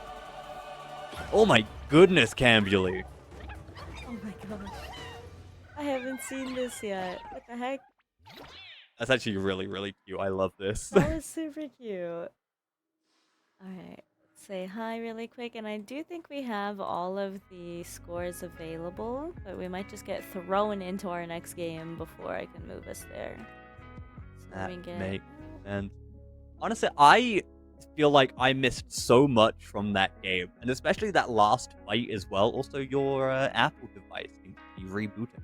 Yeah, well actually it's just on. Usually I would Oh, I have see. like Weijun stream or Foran stream or somebody behind, but I was running a little bit late today. So I didn't get to set that up. I see. Yeah, I feel like I missed so much of that last game because so much happened so incredibly quickly, and it's, oh my goodness. Yeah, it What all happened? happened super quick. But we're gonna take a look at the lobbies as they, or the standings as they shake out right now. Okay, so Robin is... Hello. I'm gonna be in 42nd right now. I'm worried. Me personally, I'm worried. Gonna be in 42nd? You mean he's got 42 points? Yes, that is what I mean. Okay. Yeah, I'm a little worried, and also Millennium Fog definitely hurting from that last game as well. Had such an incredibly strong opener as well, going for a 7 win streak, and then just wasn't able to scale as fast as the other players. But looking on the other side of the board, we see Brother Who and Dish Soap all but basically dominating those top 2 slots. There is 3 points between Dish Soap and CMB9. And Setsuko. Yes, that's And right. Cambuli and Marcel P. Because they're also on 49.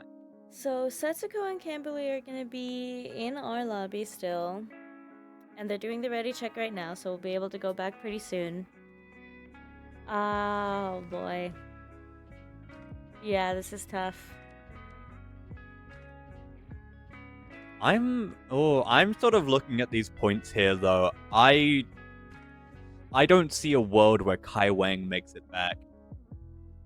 37 points, that's 3 points below the 15th place person in Millennium Fox. Unless they get a godly run and people like Changshen Li, Robin Songs, and Millennium Fox, unless they have like the worst game of their life going into game 10, I don't see a world where Kai Wang makes it back, and that kind of hurts me to say. But seeing that the last 4 games were 2 7ths and 2-8s. Kind of rough. Yeah, not a great start to the day, and I feel like that happened to a few of our players that have already been out, but the first two games of the day were just really rough for Kai Wang, and yeah, I don't think the math is gonna work in their favor. I'm not too sure about the math for Robin songs either, but I would really hope that is able to go first and just bump as much as we can. Although, looking at the top end, in our lobby that's Dishop and Setsuko, Okay. do we think that Setsuko has a plan for this last game?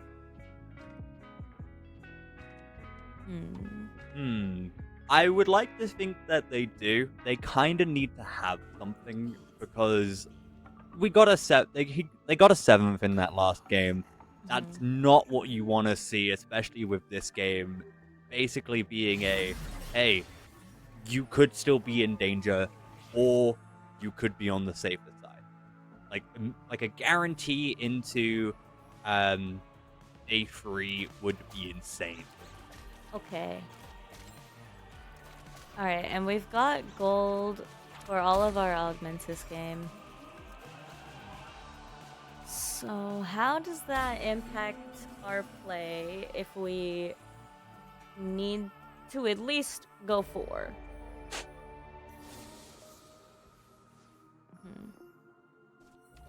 Honestly, I think that makes it a lot more stable. I feel like those people who want those slower games are going to be really enjoying the gold augments. I feel like gold augments are very safe in comparison to how some silver augments can be and some prismatics can be. Like, there are some silver augments that should not be silver augments. So I think the people who like playing slow are definitely going to enjoy this match. And from what I'm seeing here, I'm seeing 3 players who are currently running, that just increased to 4, I think. 5 even, who now have a Brawler, Primordian opener. Yeah, that seems to be a staple open. Like, not everyone can do it.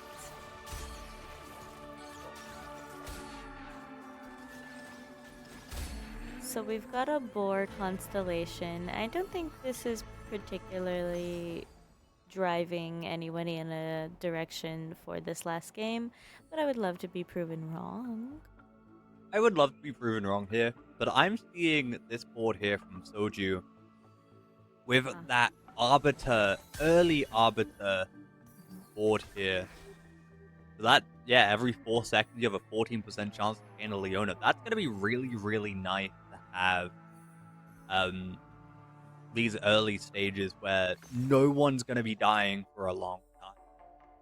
Like, there's no damage on the field, so it's just tank for as long as you can. Okay, I was about to say I would typically go with savings account here when it's presented. I like savings. I think that's probably one of my favorites. And not the worst spot to be in as well, with on the next level being able to put that Briar in the Primordian.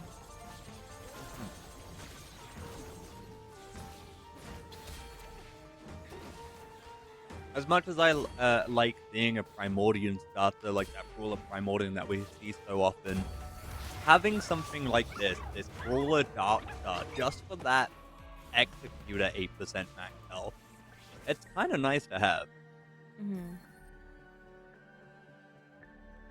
And what else do you like to see when you've got a Primordian star? Here we're only seeing the sword, but I would have also thought that it'd be okay to slam the Bloodthirster here. Or I guess, do you want to be maybe waiting for a glove instead? I I think in Dish Soap's case, it's a very safe and staple item to opt for that Quicksilver stash, I think. Mhm. So I think we're looking for like a bow or a glove. That way we can get a Giant Slayer and a sorry, I'm blanking. Giant Slayer and the Quicksilver.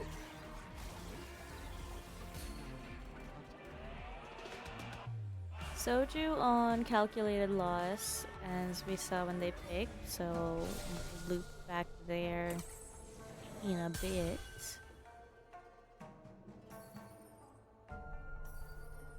Hmm. Has the option for Timebreaker here if he wants it.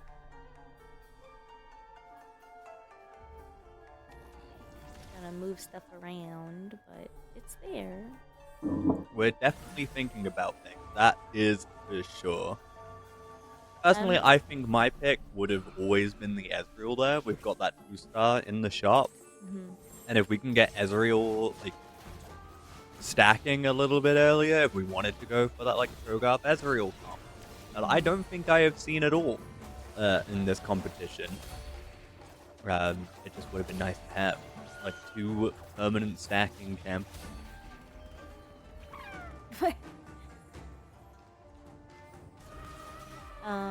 We're gonna decide to sell everything to make the 20.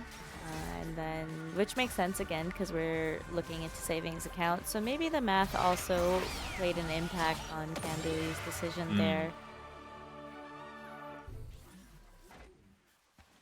Wigwag, though, is gonna have that Ezreal on board with the 3 Timebreaker, though none of them are gonna be Oh just yet, my and everybody goodness! Everyone goes for fresh. everybody is gambling. I love it. I love it. Let's go gambling. I was just But- in Vegas. You were just in Vegas. That is true. I But went we up are also at. Oh, nice. I don't know what that means. Oh, I left Vegas with money that I was betting with. I did not go down. Oh, I see. I see. Yes. But also, we are at 2-5. Soju is 3 Leonas away from having that free star already. And we have frontline Zoe. Thank you, Soju. But I feel like this is also a very standard, well, sort of standard board here for an early Arbiter opener. Like, you've got the Zoe, you've got the Leona, you've got that Mordekaiser just to help with both Vanguard and Conduit. It's just really nice to have. And was that worth the weight twisted fate I just saw? Yes, for dish soap. Oh, so we might get to see that, like either a Fate Weaver or that Stargazer game that you didn't think many people would go for. I would love to see it turn This into might a be the one. Stargazer. Yes. Yeah, this might be the one. And where? Okay, hold on. I'm gonna go looking for. Unless it's here. No, I was Oh, gonna go now looking this for is that Belveth looking though nice. that we saw earlier.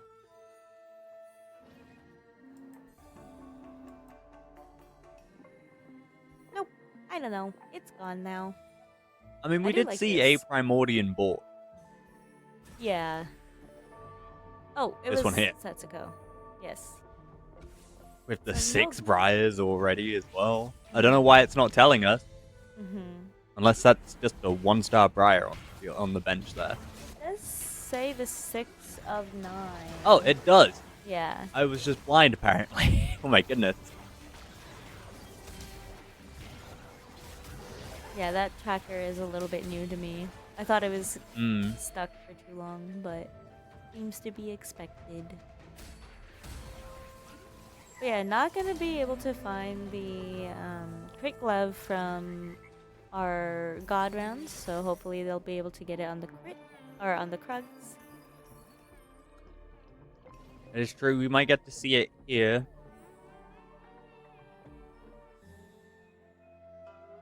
Ooh.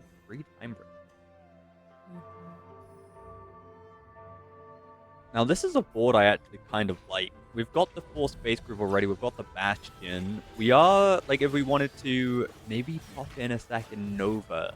Not sure who we would add. But maybe someone. Maybe we get dropped the Kindred. That would be fun. Would be very fun. Instead, we get 2 Meeps. But we do have an Akali in the shop. That's a Nova That that we is could true. bring in. If And that we would give us decide. all precision. Mm-hmm.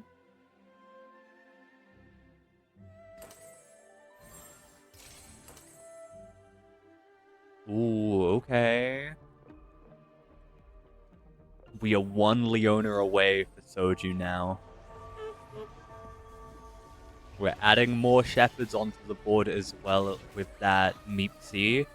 Plus, if we're sticking with this Arbiter, we're going to be wanting that LeBlanc. That's our 3rd Shepherd right there. I tried to write the script so that Millennium Fox and Setsuko would fight each other. Alas.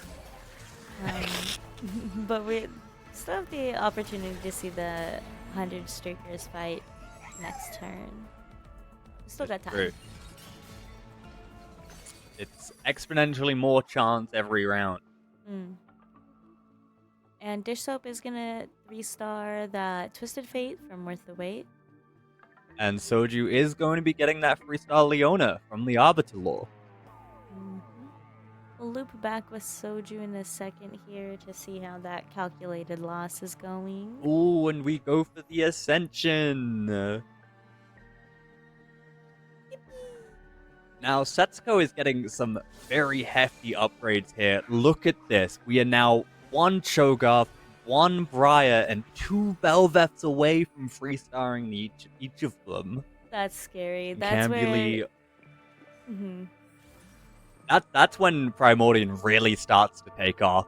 If we had the opportunity to get... Oh, there's our 3-star Briar right before the start of We're turn. gonna fight Setsuko now, right after the 3-star Briar.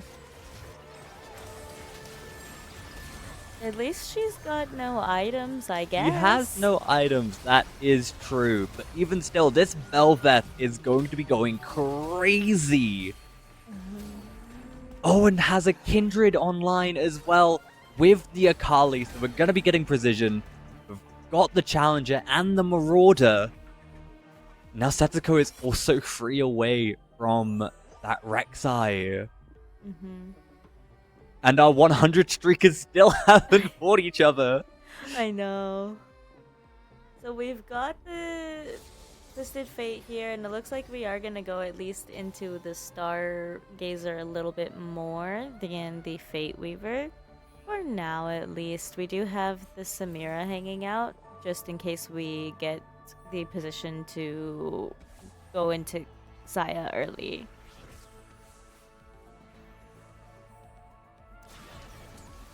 Yeah, this TF is very strong. Doesn't really have an item for it. And we're still not seeing our 100s fight.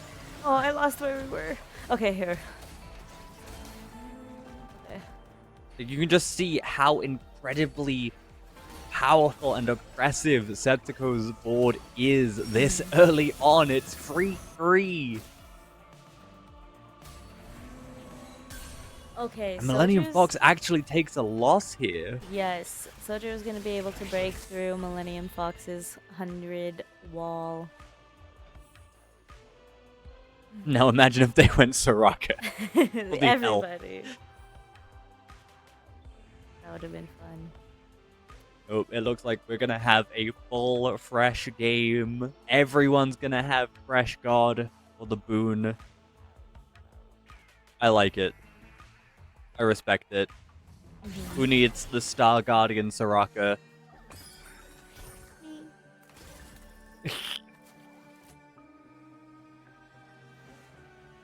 Now, Setsuko is level 6, so it's going to be a tad more difficult to find those one-cost champions, but just look at this board.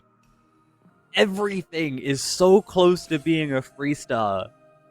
Now, if we had Apex Primordian, this would have been insane, I think. This is such an insane Primordian start.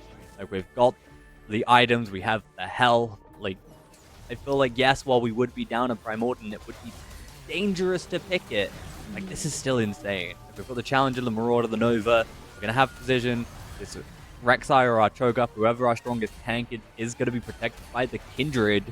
And the Ascension's just not going to matter.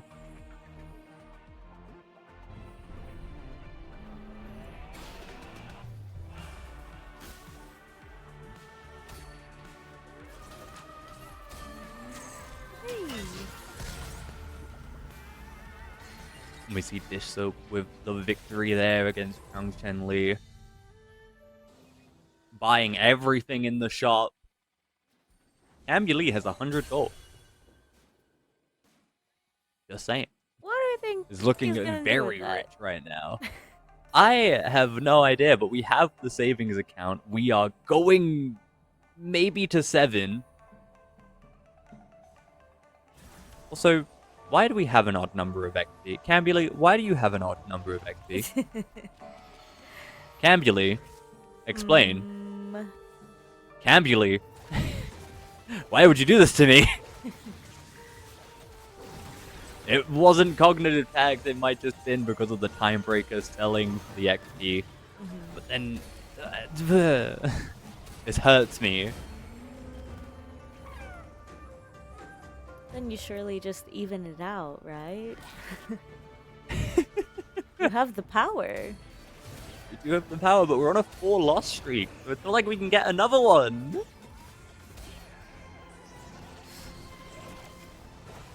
Also, Bastion Fizz seems so incredibly scary, actually. With the slamming as well. Okay. There we go, Cambuli goes to 7. We're buying everything. We're opting not to star up our Pantheon, though. We're really not wanting to. Throwing an Ornn. So that would read to me that we're not gonna stay within Timebreaker. Because we're not sitting on a Melio pair or an Ezreal pair.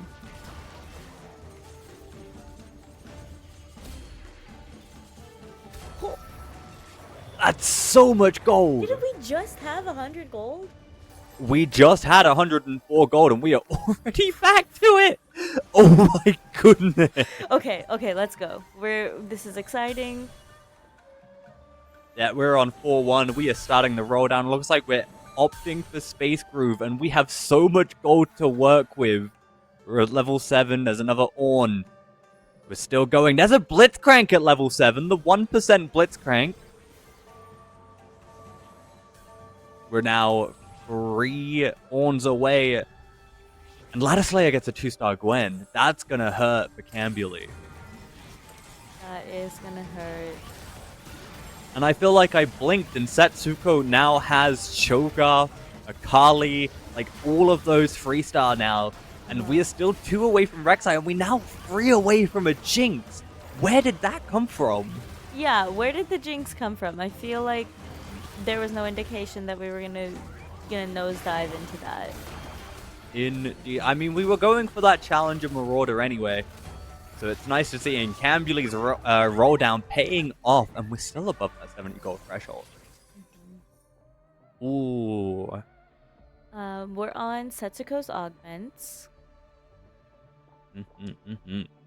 See, I'm seeing that indiscriminate killer, and seeing as we've already got a Giant Slayer on the Belveth, having that 15%, never mind, we roll past it. Right? Oh no. Is that Kahuna Huna? Yeah. That is Kahuna Huna. You know what? For challenges, that's really good. Cambuli's gonna inch towards their own 3-star. There we go, here. there's that Rek'Sai.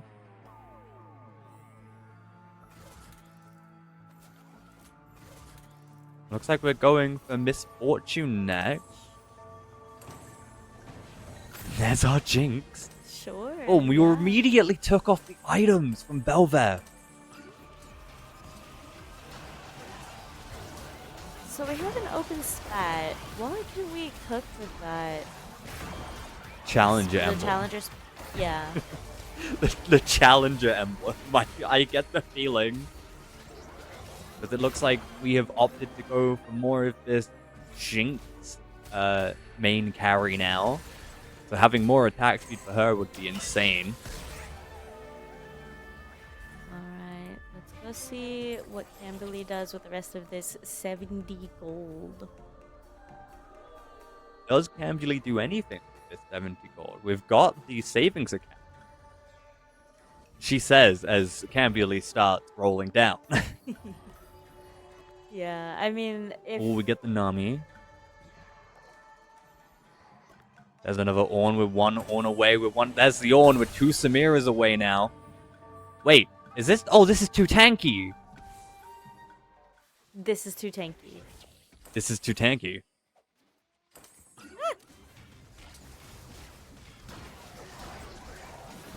Okay, Oh, no, this is Wigwag- really, really nice. Wigwag has the Titanic Hydra on Arzaya.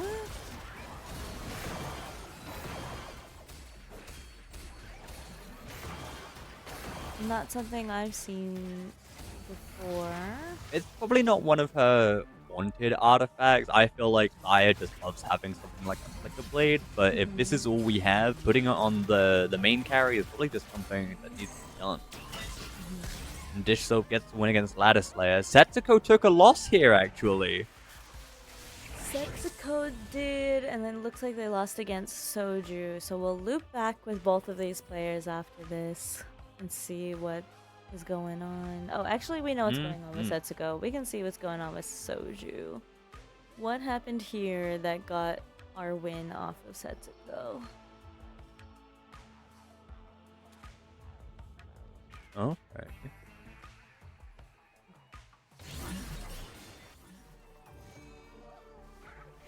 Oh, there's a Karma now. Ah. There is, in fact, a Karma now, and we've got that Voyager online. And it looks like as soon as we got that Leona free, we immediately got rid of the Zoe. This is a decent... I like this board, actually. Okay, Ooh. Camberley's still rolling for the Samira 3 also. Mm. And we didn't pick up... Soju didn't pick up the Sona. Oh, you did.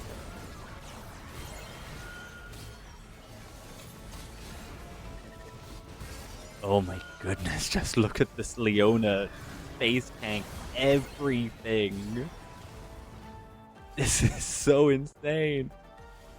Now I know that the other carries aren't attacking her, but just the fact that Leona was face tanking Bardcast for so long. Wigwag not gonna have enough gold to look for any answers here in the Zaya 2 or the Jin 2, which is unfortunate, but they still have a lot of time. Yeah, we've got the health to work with as well. Not much health in the grand scheme of things, but this should net us at least 3 to 4 rounds before things are dangerous. Speaking of dangerous, we have Changshan Li with 4 HP and on a 4 loss streak going up against Soju's board of all people. So this one's with an itemized card here. Even then, that was still like negative damage for a bit, but does go down. So that is our main tank. And this Bastion Blitzcrank here doing numbers. That's gonna be enough for this round. It will be enough for this round, but how long until it isn't? Yeah, and these items are not exactly what you would... Oh, Rage Blade for Vex, right? No? Okay. Do we have a Vex? Am I... Oh, I saw the top of a soul and I thought those were Vex's ears. I'm just making stuff up now. This is components for a Thieves' Glove. Now, it's a risky play, But nonetheless, that's guaranteed item. And it's kind of cheap. And we put it on the 2-star Shen, and you know what? These aren't bad items. Not at all. Not at all. Ambuli is still missing those free Samiras, though. Millennium Fox gets a 2-star LeBlanc. Ladder Slayer goes to level 8. I think Wigwag also had some movement. Yep. Nothing quite yet, though. Oh, we're seeing some rolls here. Soju's getting some upgrades. Not Soju's getting some upgrades. Tetsuko's getting some upgrades. Soju went to 9. What did they throw in? I didn't see what they threw in. Is it this? Oh, we're now one Mortifizer? Samira away. Was it the Mort? I thought, or they were already at 3 Dark Stars, so I'm not sure what it came in for. We had Nami already. Was it a conduit? I think it was a conduit. I think we drew. Oh no, we didn't drop a shot. But it seems as though Camberley is gonna drop us for this round.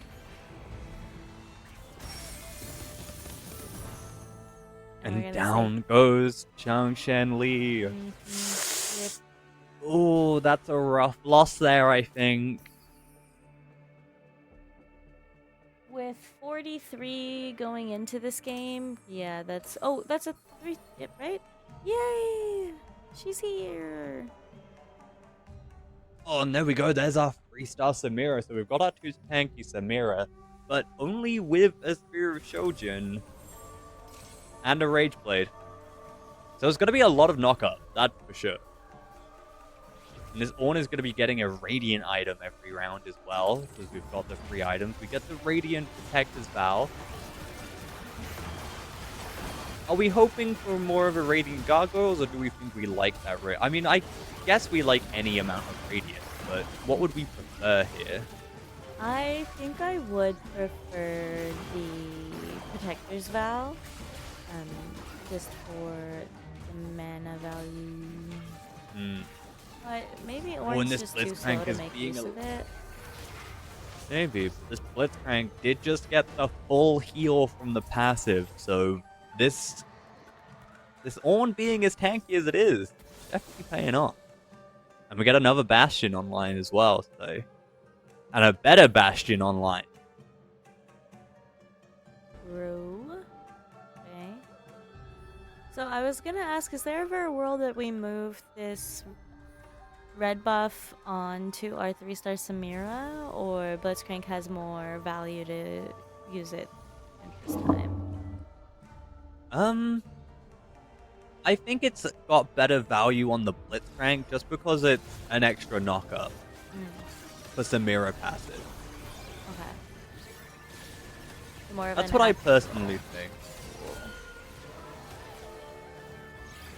Like, yes, Samira gets the knockups from her own car, but I feel like just having that extra pass really. But Millennium Fox falls here as well. Adaslayer, pick the Gunblade. Pick it. Is it any good here? I don't know, and I don't care. Pick it. What if it was always good? It is always good. It is the best item in... Oh, wow. That was 3 ASOLs in the shop for dish soap there. Makes sense that we don't go for it, but it was there. We get a Rage Blade onto this Jhin, and a Stargazer emblem. Ooh, okay. Okay, I'm pretty happy with this. The 2-star Nunu isn't, pressing when we've got the 2-star Tom right next to him. The very tanky Tom Kent. This Kent is unbenched. And this Jhin is just going to be stacking AD every second with that Rage Blade. Sure, it's not his best item, because I think a Death Blade just does what a Rage Blade does, but it's better. But that's still going to be stacking AD.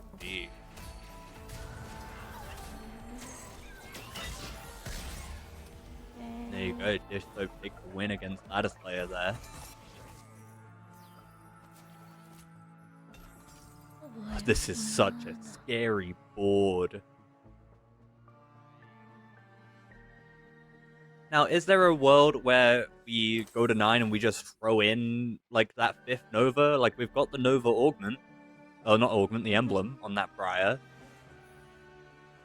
Is there a world we just throw in that 5th Nova for Setsuko? I think that it's valid. I would like to see it. I'm not sure. He might be feeling that it's not necessary. They play with a different confidence level that I can't interpret that That is, well. you know what? That is a mood. I just act like I know what I'm talking about and hope for the best. And you do great.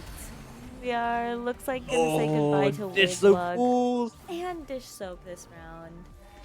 Yep, and Wigwug does fall. So in one round, we go from 6 to, from 6 to 4. Mm-hmm. And Camberley has been able to crawl all their way up with this 3-star Ornn and this 3-star Samira, and bringing up a little bit more groove. They truly are grooving their way through the ranks. Now we've got that Even Shroud on this second Ornn here, so that's actually going to be really insane for our main carry being that Samira. Like, Sunder is huge.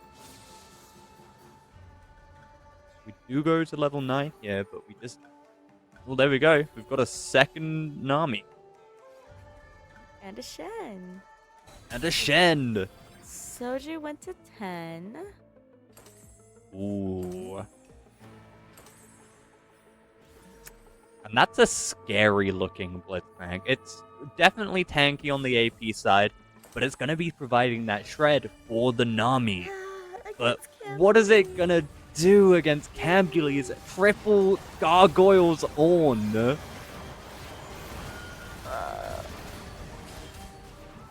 Oh, and Soju's Leona is already down. But, Okay, and so Samira's is the breaking Nami. through. Samira's breaking through. Samira has broken through. Down goes Soju and Ladder Slayer. Okay. There's 2, there's 4, there's 6. Well, there's 8. There's 8 Six, players. 4, I there's can't. 2. Yeah. So the plan that we thought Setsuko would have going into this game, I think it worked out. I definitely think it worked out. A truly uncontested Primordian board as people started to pivot away. Just things that could be stronger later down the line. But it did not matter. Like, Setsuko saw his open and took it and is now sitting pretty at 44 HP.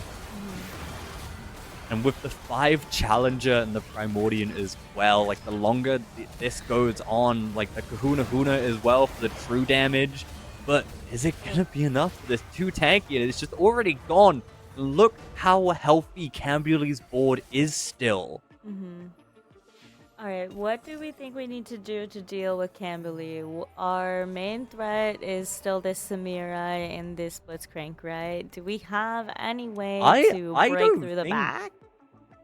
I honestly, like, the biggest threat here, sure, is the main carry being Samira, because, you know, it's the main carry is going to be doing tons of damage. But this Ornn, the 2 tanky Ornn with triple Gargoyle Stoneplate, just refuses to die. Is it at a does it ever get to a point that we have to ignore it, right? And just toss units to him? That's the thing, I don't think you can ignore it. But I would like to see 2 Camberley WWs. A back-to-back It would be nice pretty to good. see, but it would be very nice to see. And Setsuko is now on 8. I feel like the only way Setsuko has any form of chance here is if he has a way to get to the back line. But looking at this board, I don't see it. And we do get that 5th Nova in place of our 5 Challenger. So we are going to get the Nova Strike on somebody. On the Caitlyn.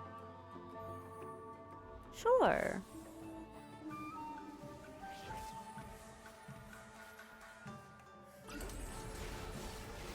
Yeah, frontline Nova Strike Caitlyn, let's go! As she immediately dies.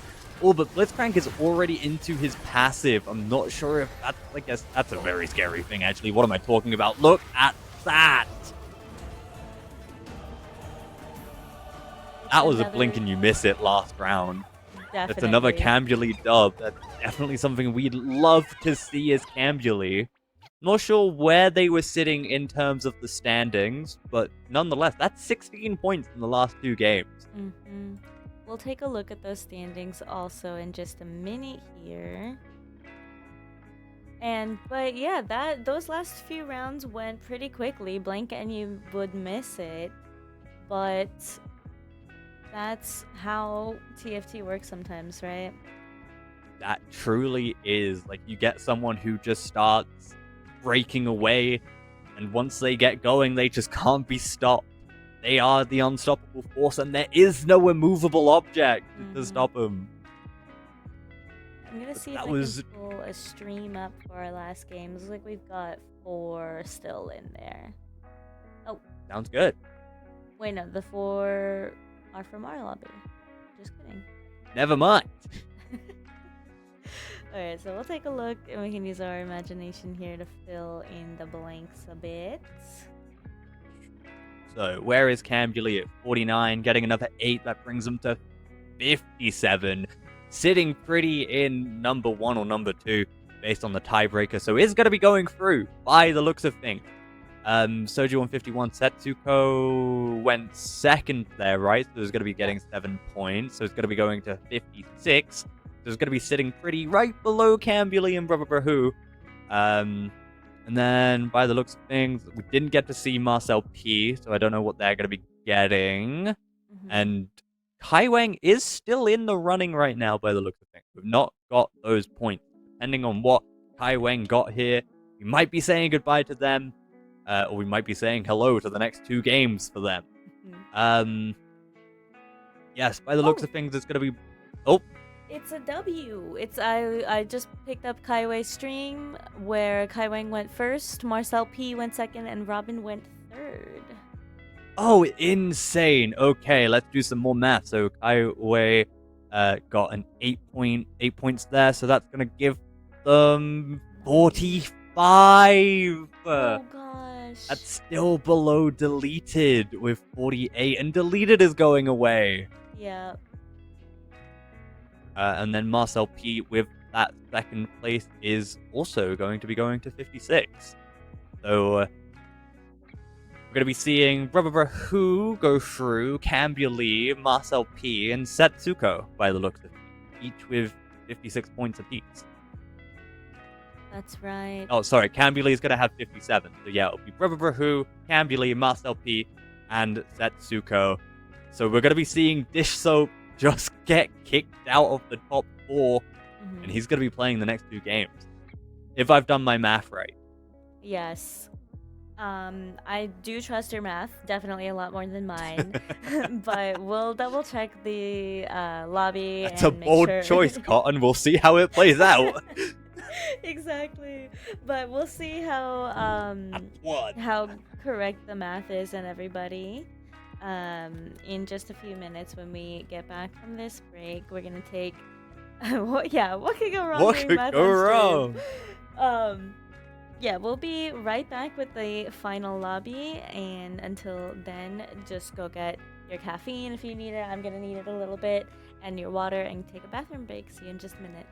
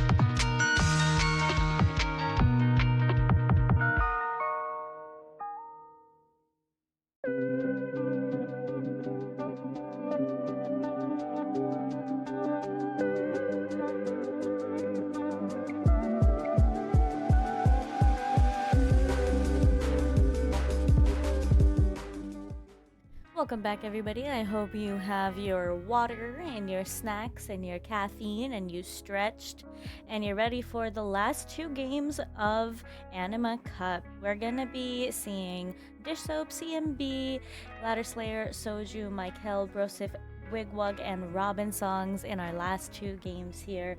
Robin, would you like to see some songs? You know, Catherine, I would absolutely love to. Awesome. I love that. And by the looks of things, my math was actually correct. Yes. we are going to be seeing Brother Who, Cam, Julie, Setsuko, and Marcel P make it into our top 4. And then Dish Soap, CMB9, Ladder Slayer, Soju, Michael, Broseph, Wigwag, and Robin Songs for our final 8. I know you said that, but I'm reiterating it.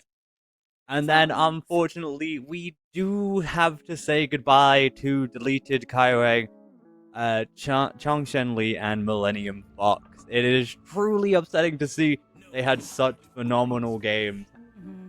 Especially Kaiwei in that last game. Just unfortunately not going to be enough. There was just so much of a point differential where they would be safe. And we get to see a Lysandra opener here. So 5 random 1-cost champions, and immediately Michael got a Primordian Brawler opener.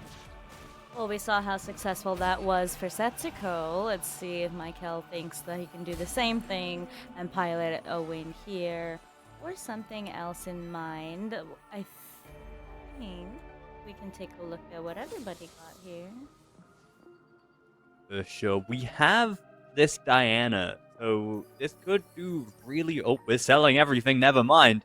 We're going for 10. Diana should be strong enough to clear this the early PvE rounds. Yes. And if we can get that Leona or that early Leona Zoe, then we're looking pretty for Michael. Gonna have 3 Arbiter going into 2-1.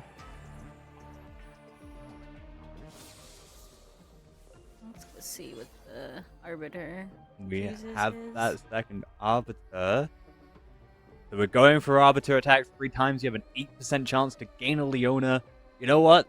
For having that Diana, that's really, really good. Diana does like having attack speed. We see a Primordian Speaking of start attack here speed, for... Ladder Slayer with that Primordian start and has a Rage Blade. I have popcorn. No. Nice. I'm not sustaining myself very well today. But we're gonna start with prismatics, which is awesome. Bring over the prismatic. Ooh. They augment screen. Ooh, worth the wait too. Now, what if we pick this and we get Ulfa? Well, that would be written in the stars, perhaps. But we do go for that Forged in Strength, and we get a Blighting Jewel. Not gonna be all too helpful right now for our Primordian start, but hey, I'm seeing some Teemos. If we want to pivot into something like Leona's Teemo, or into Space Groove and have like a Teemo carry, or something like that, that Nami that we've been seeing a lot of, having that Blighting Jewel is gonna be insane, especially on a Nami. Thank you. And we see here that Wigwag went for a... Is that a Lucky Gloves that I'm seeing? Let's If it's check. not, this is definitely a... It is Lucky Gloves. This is definitely a really good starting item for Leona. I love picking up Lucky Gloves. What the? Big Dar. Big nah, Talisman of Ascension, nah. And we see Dish Soap going for that Shimmer Scale Essence. Ooh, Michael has the world, or the trait tree, sorry. Oh, Shepherd. Okay, that's actually really, really nice. Okay, so with the Shepherd in mind, maybe we're more inclined. We also have Arbiter, so maybe we're more inclined to follow into that LeBlanc line? Maybe later down the line, but obviously having those Vanguards, like, you get a guaranteed Shepherd in the Alawi. And we've got an Anima emblem as well, so even then that's going to be really, really good. And then if we can get a third Anima, we can start stacking that. We could go 6 Anima. Give me 6 Anima. I've said it now. Give it to me. Michael, come on. It's the Anima Cup. You have to play Anima. So I agree. Yeah. Give me 6 Anima. I don't care that you're win streaking right now, Michael. Give it to me, please. Oh, but this is a very strong looking Ornn already. Got a Radiant Sunfire there.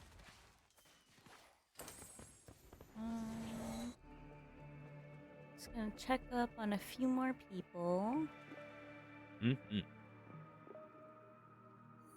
We get to see someone getting their own Arbiter, but I'm not seeing any like permanent stacking or anything where they could get a Leona at the end with some extra gold. When Arbiter spends 50 mana, you have 4% chance. Sorry, not a 50% chance, a 4% chance.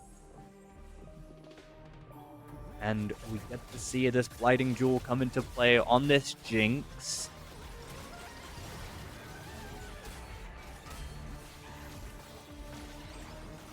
Now, does Jinx benefit from the Blighting Jewel at all? I don't think she does she? Because she doesn't do magic damage?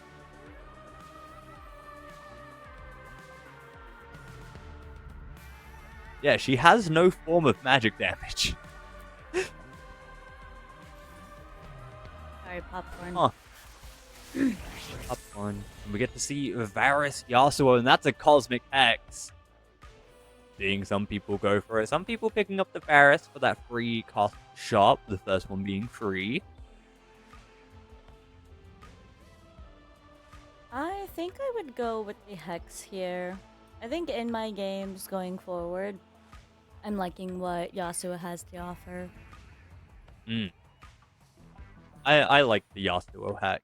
Though, considering their paintbrushes, I'm surprised we went for Yasuo and not Hui.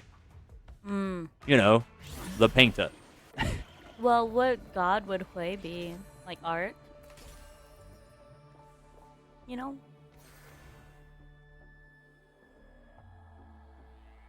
I don't know, but he's a painter. Okay. Yeah, we get to see you people picking up that Yasuo hex. Rosef also picked it, but isn't throwing it down just yet. Never mind, has thrown it down onto the Poppy. So we're going to be getting Big Poppy and Big Gnar with that Talisman of Ascension. You know what? That's good enough for me.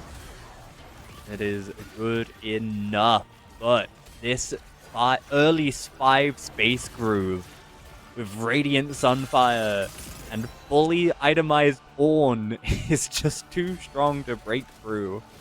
Yeah, CMB's lead or board state here is really good. I'm liking what I'm seeing with the Ornn for sure. Oh, I keep coming back here.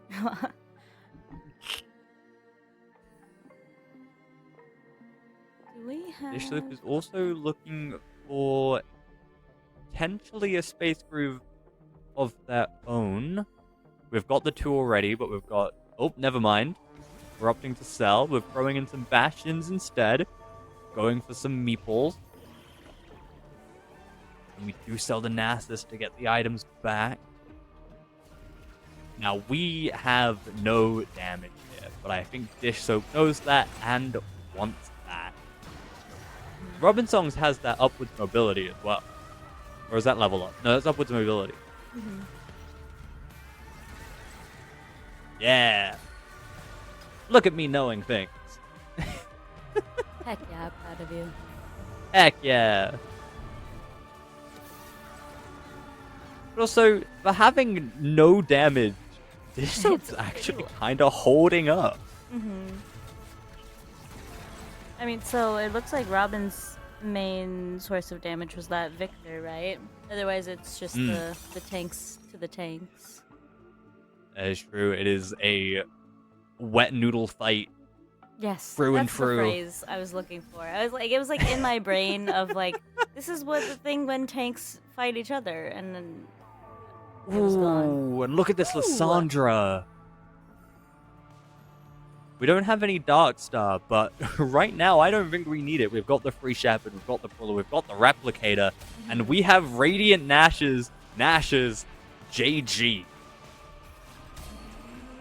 Now that's a lot of damage. If I'm so, If I'm Soju, I'm pretty happy about this.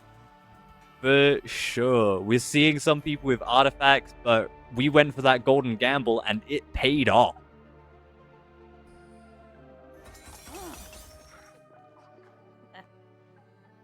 Oh, Okay. let's go gambling. Let us go. Is there anywhere you want to go to specifically to see their augment that we're gonna get in the next round? I kind of want to sit here with Robinson. We've got that upwards mobility. We've not really used it yet, but also a Steric Cage on the Alawi. Gunblade! Let's go! Sorry. Gunblade enthusiast. Sorry. Gunblade! A Robin after my own heart. Spelled incorrect. That's alright. That's alright. We'll forgive him because Gunblade. Only for this game. Only for this game, but we'll forgive nonetheless. But we can see that it is paying off. Like, we're seeing the tank stay alive because of it. And we've got the free conduit, so why not, right? Mm-hmm. Okay. Cognitive overload. So not only do we have cognitive tax, we have cognitive overload. Ooh, but it's spreading roots here. Ooh, Okay. We went for cognitive overload. No! My brain! My brain! Well, the good news is The that one! we just have to analyze it. We don't have to go through it. That's true. That is true. I can just sit here, look pretty, and professionally backseat. Is there anything But else nonetheless, from the choices that Sorry. you've seen that we would like to take a look at?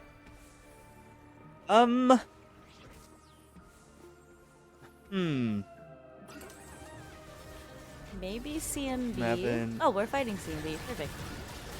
Yeah, we get to see it ourselves. With the electro charge on this stupidly powerful Ornn with 2 radiant items? Okay. Okay. Yep. Who needs a Bramble Vest when you've got this? We've effectively got it right now. Can we get a Bramble Vest? We have a Bramble Vest at home. The Bramble Vest at home. It's gonna be And it's enough. just electro charge. It is gonna be enough, and we are seeing that Soju wins out just barely though. Oh, and I see a Gambler's Blade Raid Blade Nah. Welcome back. Set Agreed. 14 Nah. Welcome back, Set 14 Nah. Yeah, it was KO Colosseum, right? Yeah. With like the power fruit. The luchador, right? Yeah. Yeah. Welcome back, Set 14 Nah. We get to see Ladder Slayer's board. Ladder Slayer has this. Again, has the Blighting Jewel, but isn't going to be able to make use of it because we are just a full AD team. If we're Ladder Slayer, I think we're kind of mad about that. But we do get to see that it is on the back line. It is beating up this. It is beating up the Victor as much as it can, but it does go down. And then it's just the Jinx left to go. We are lacking quite a bit in those star levels. Like, our main carry is still just a 1-star Jinx, fortunately. I don't know if we've got more Jinx presents, but I do want to... Anima! Wait, who had the Anima? Who had it? We'll see. Who has blessed me this day? Where is it? Michael! It was Michael! Michael with the trait tree and has the Space Groove Anima. Let's go! On board. We're gonna check it out. They're gonna level to 7. What else are we looking? There's more Anima, right? Honestly, I'm not sure if we do look for more Anima. We've got the free with the emblem, so we could just stick with having like just this, especially since we are planning to stack. We have full items on the Ornn now. I think we stick with this Space Groove sort of angle here. Maybe just throw in some things here and there when it's needed. But I'm so happy we get to see a bit of Anima. So with the spat, who would you? I mean, we've got it on the Nasus right now. Is there anyone in the Space Groove pool that you would like to see the Anima on most? Or just some other unit in general? Because I don't really know what the Anima emblem gives in terms of stats or in terms of passive. So I think just for like a bit, it's just 250 health and they gain the Anima emblem. So you don't want it on a carry. Like it is just better to have on a random unit that you don't mind just losing every round because it doesn't give anything outside of 250 HP. Alright, fair enough. But we do get rid of our Anima in place of this Victor. Victor, I think we did see Robin already had a 2-star of. So we'll see if this stays or if it's just our temporary better option. I think it's also just for the mana from like the Shepherd and the Space Groove. It's just nice to have. Yeah, it also would have been nice to have on our Aurora, but I feel like Victor's just a better unit overall. Maybe?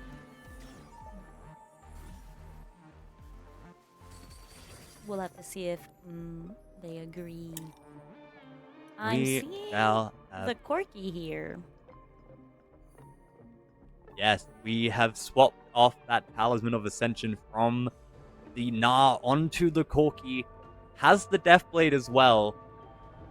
We are just missing that component for whatever item it is we want to be making. Maybe a Giant Slayer, maybe a Rage Blade, because why not? Even more attack speed. And Ladder Slayer is getting close to that 3-star Rek'Sai as well. Oh yeah, I wonder if they'll roll for that this turn.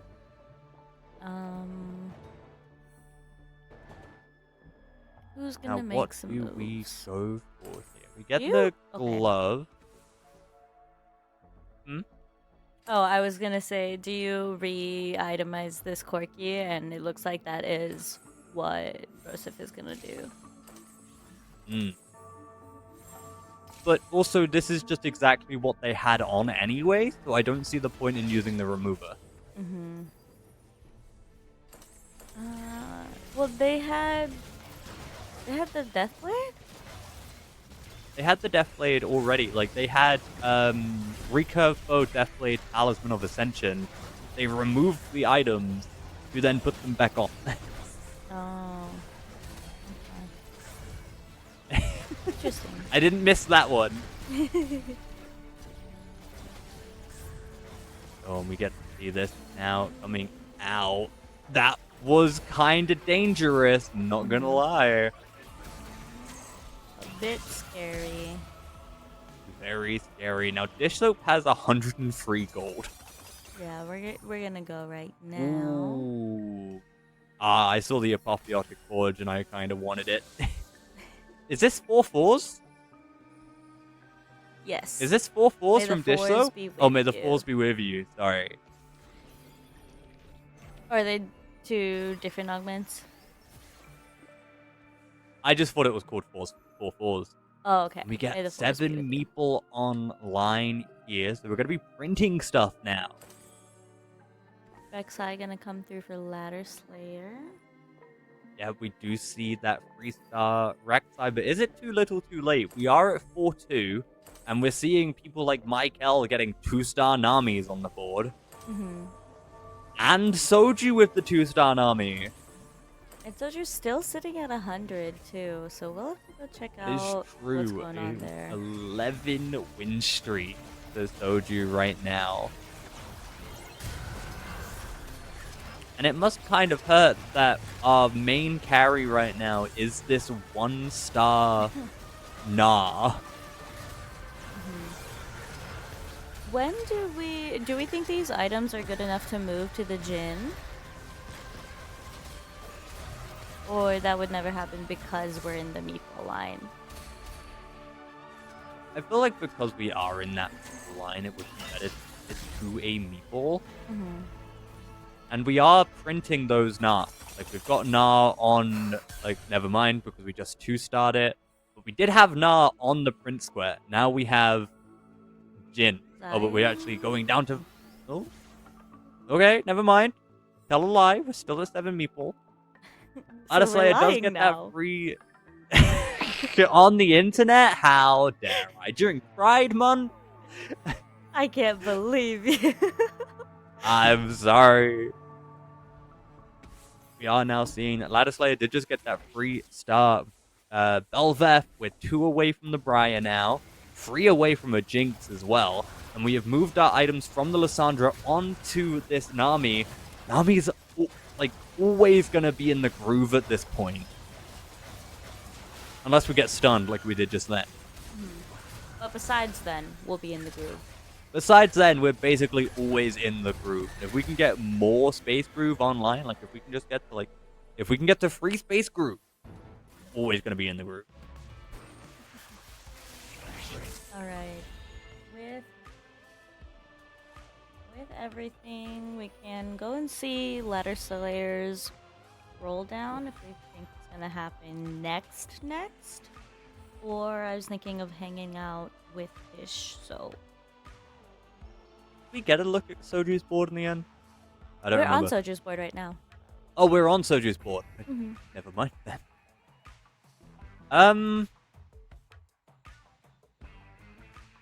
We can stick with Dish Soap, but if we see Ladder Slayer start to go down in gold, then we can just pivot over. Okay, for sure.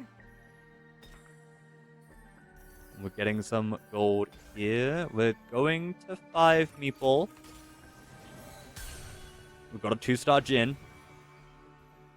Get the Dark Star and the Voyager in now. 2 stars, the Meepsy.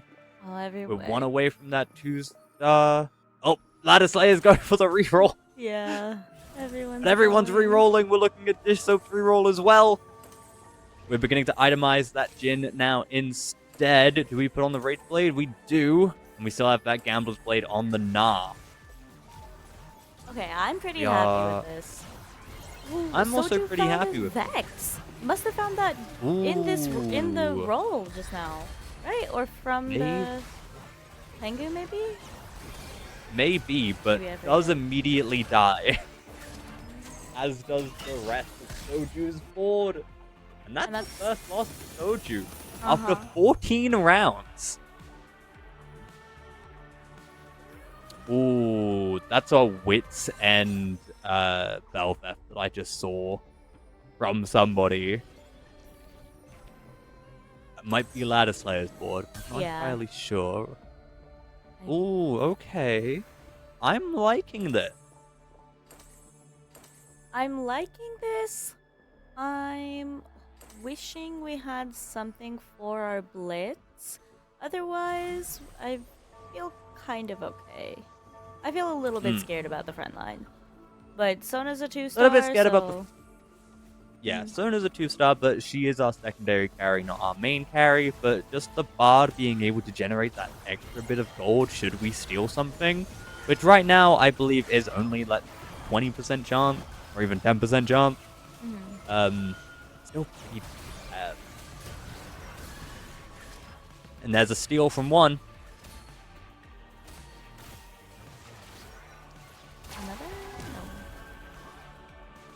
Look at how long that cast lasted for, though.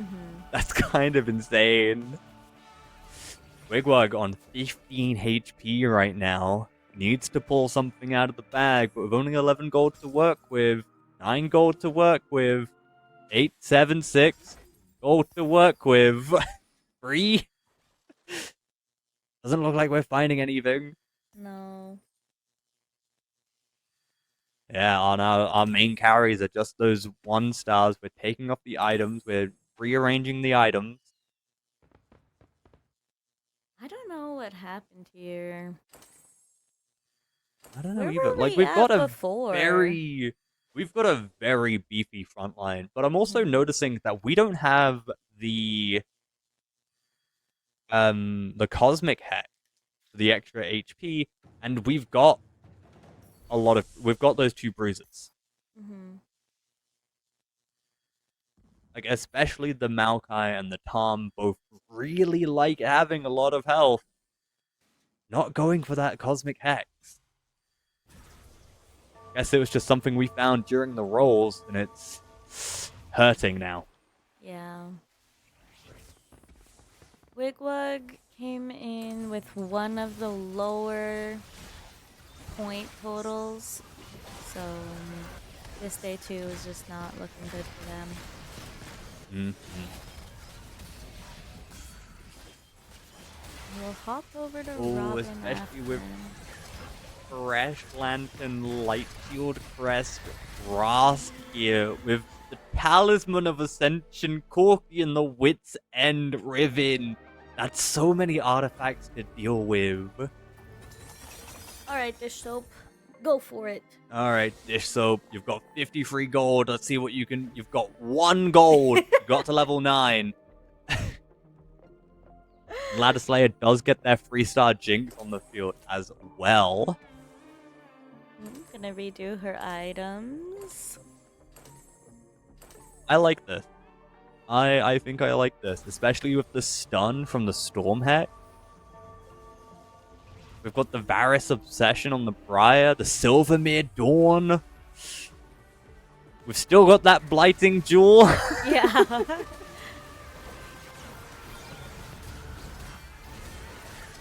For every second that this Rek'Sai is alive, that Briar is going to stack AD and AP, but does go down. So does the main tank for our opponent here. And that is Dish Soap. Dish Soap falls. Going to level 9 did not matter. Ladder Slayer with that. Like, again, just with the amount of artifacts to contend with. Meanwhile, 9 for Soju looks like just the Jin slotted in for this 4 Dark Star. Looks it. Also, can we just point out the Edge of Night, the Edge of Night No, Lysandra, what are you talking about? This isn't completely normal? This is best in slot Lysandra. What do you mean? What do I mean? Yeah. Now, I'm very curious to see what happens here. Again, those artifacts just gonna pump out so much additional utility, but the Ras does fall. But no one's on the Corki. The Talisman of Ascension is about to pop.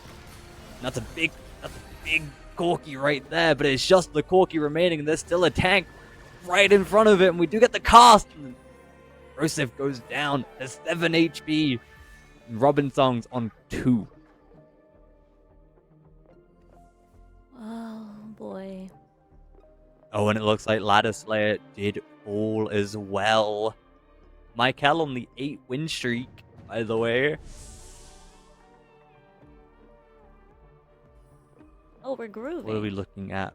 We do be CMB grooving. and Michael are both grooving. Do be grooving.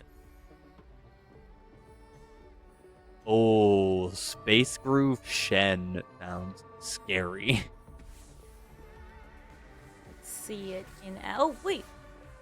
Oh, okay. Waiting. I thought we were fighting against CMB for a moment. Oh. Nope, it looks like we've got Soju's board here.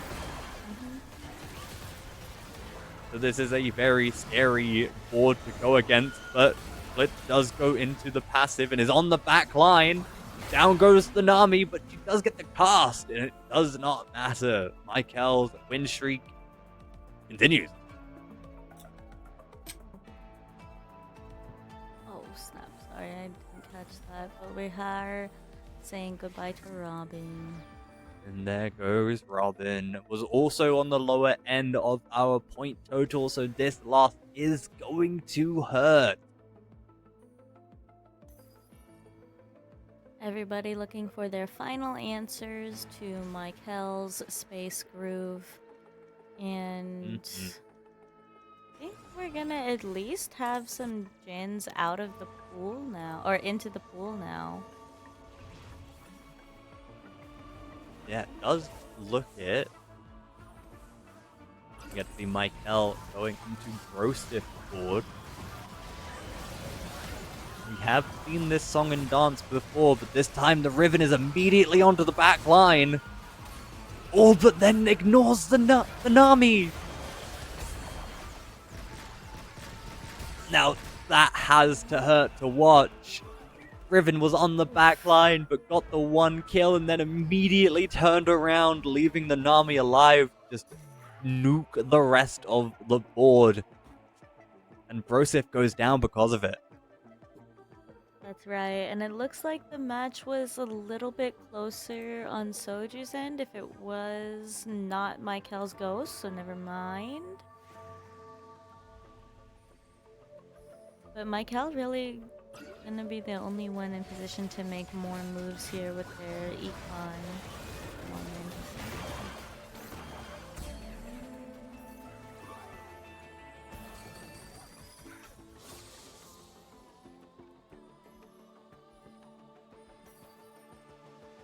Board is so incredibly scary, and we get the 2-star Shen, so our scary board just got scarier. And you know, we throw in a Jin, because why not? Get some dark stuff.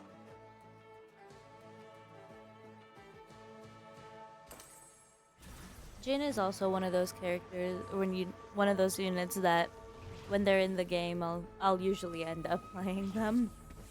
That's very fair.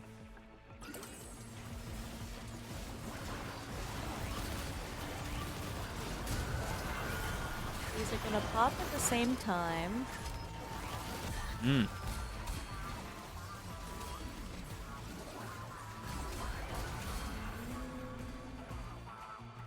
But Michael's board is so incredibly oppressive.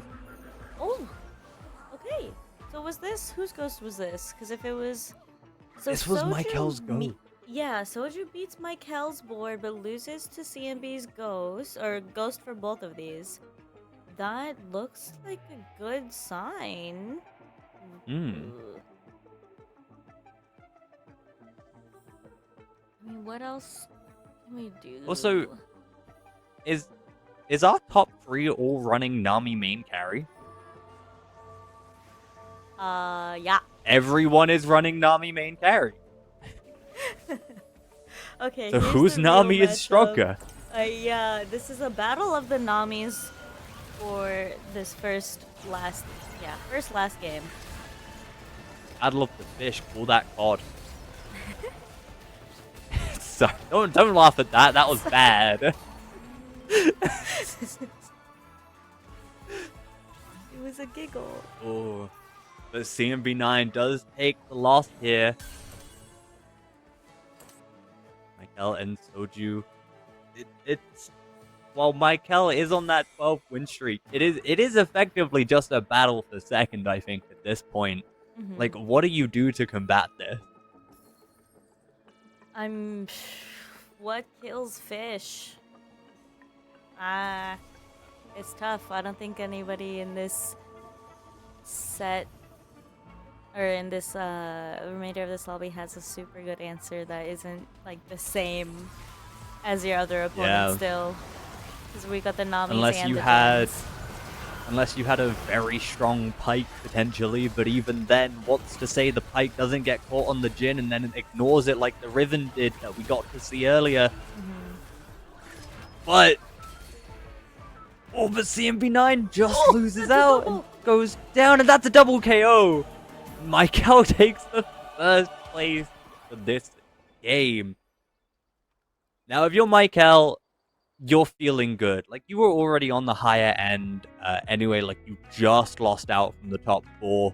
Like, just got kicked out of the top 4. And then you immediately turn around to get a first place. Like, you're feeling good if you're Michael. Especially seeing that people like Dish Soap, who are also really high up, didn't do as well. So your main competitors going into these last 2 games have effectively been neutered. Exactly. So I feel like if you're Michael, you are feeling good right now. You are, but you're also still in the middle of these 8 players, right? We'll take a look at these scores right now as they are updated. And you're still only at 56 with CMB at 60. So you still want to go for that first next game. You can't go exactly safe to just get the top 4. You super want to get that one. For sure. I honestly thought Michael was a lot higher than he was, and now I now I feel silly. But yes, that was a phenomenal display that last game. Disho with the 7th place and is still at 57 points. Oh my goodness. But yeah, seeing like Soju and CMP9, like they got the 2nd and 3rd, they're still in those top 2 slots for 5th and 6th. Going into game 12, if you're Wigwag here, what do? Like, you kind of have to hope for a 1st place. And that Robin Songs and Brosif don't get 2nd and 3rd. Yeah, you as Wigwag and even as Robin here, I'm hoping that we can just completely flip the standings from as they are right now.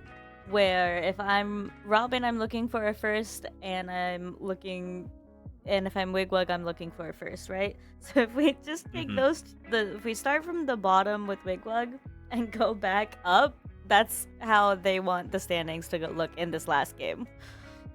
That is very, very true. And the point disparity between CMB9 and Ladder Slayer, like that's 6 whole points there. That's a 3rd place. So what do you do with some of these lower place players right now? Because I'm looking at this, and I would definitely feel disheartened. Like, you're not out yet, but it's definitely an uphill battle.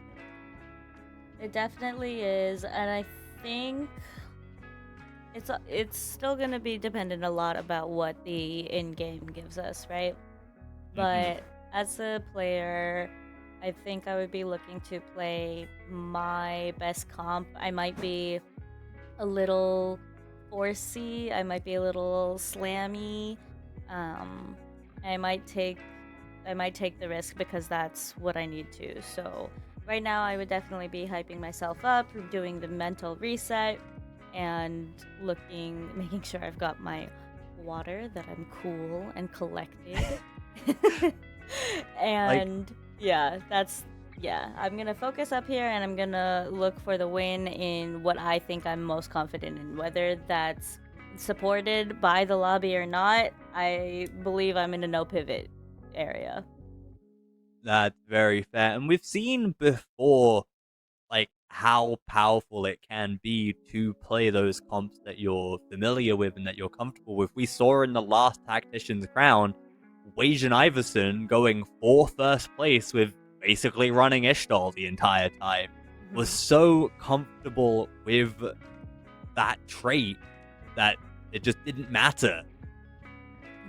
So I definitely agree that like someone like Ladder Slayer or Brosif, Robin Songs or Wigwag just like need to play something they're comfortable with, that they know the limits of, and just play the best they can. Like we just saw the 3 of them, the last 3 comps, right? They were all the same variation of this Nami carry. I don't know if I would feel confident in this game going for something that was contested the way that we saw it in the last game. For sure, but it also just goes to show how strong that board is for being freeway contested, and it took the top 3 slots. Sorry, we're just waiting for one creator. We're back in the lobby, and I believe we're gonna do ready checks here in just a moment. Whew. Sounds good. Oh, let me show my snack. Heck yeah. It's popcorn. Behind the scenes. It's movie theater popcorn. That's what I got for my snack. And Canadian water from the Riftbound for my Riftbound trip, which I saw Robin at. Which brings me back. While I have a moment here, which brings me back to the point that I was gonna bring up is that I met Robin Songs. I'm pretty sure for the first time this past weekend at the Vancouver Regional, and he was pretty chill. It was super nice, and it was funny because I've met him before. I know who he is, but when he went to the tournament, he was just like, "Oh, hey, I'm Robin, just another competitor, just another guy, right?" And so that was fun to He's see. just a chill guy. Really just a chill guy. I think we had met up after the second or after the third round, and at this point I was 1-2, and I was feeling pretty like just gonna leave to go catch the Spurs to go catch the Spurs game 7 that day. And I was like, yeah, I'm pretty sure I'm out. Wasn't for the that like best of. last week? Yeah. No, that wasn't even. That was a couple days ago. It was. Yeah, it was on Saturday. Well, yeah, last week. Yeah, that was last week. Oh The yeah. Spurs are I guess playing it would've again been. because they're in the finals, but it was the Western makes Conference sense. finals that we were watching. Western? Eastern? I was at work talking to some of the people who had come in, and it was like, yeah, we're going to see the Spurs game. And I was like, who is that? The only Spurs I know are Tottenham Hotspurs, the football team from back home. Oh. No, San Antonio. Then I found out that it's a basketball team. But it's good. I'm also watching that on the side, so that will come in. Watched the game yesterday. But speaking of a game that we are going to watch, we're going into our loading screen, and we're going into our next game, last game of the day, right now. And we get Bareth and Fresh. Ooh, okay. I'm kind of excited to see what could happen here. And we get another Lissandra opener as well, so we're going to be getting those 5-1 cost champions. You know what? And I'm Let's just seeing run the whole Michael game and Ro- back. Let's just run it back. Read it, do over. Let's have It's my everybody time. gamba. My time. Let's have the same units. I feel like, yeah, I feel like I just witnessed an Echo ult in real life. Right? Instead of going back 4 seconds, we went back 45 minutes. Oh, and we get the altar. Oh, okay. So we might see quite a few Stargazer games here, because I know especially Zaya loves having the altar. So we might get to see some Zaya board. But looking at the early openers, Wigwag with the 2 Meeple and has the 3rd Meeple already as well. Michael with the Rogue opener. We've got Robin Songs, who doesn't really have any synergies right now, but we don't know what other unit he has. Ladder Slayer with the Nasus pair. CMB9 with the Briar pair. It'll just be nice to see what goes on here. And Wigwag does opt to go for a Rogue opener as well, instead of having that Meeple line to play into. But you know, I don't blame him. No, can't. It's a good line. It is a very good line, and we've seen time and time again just how strong Briar can be. But Dish Soap has a Nova Bastion opener right now. Ooh. Wise spending. Might be decent if we're going for that fast 9. We see CMB9 and Brosif both pick up a trait tree here. Even got a Primordian emblem, by the way.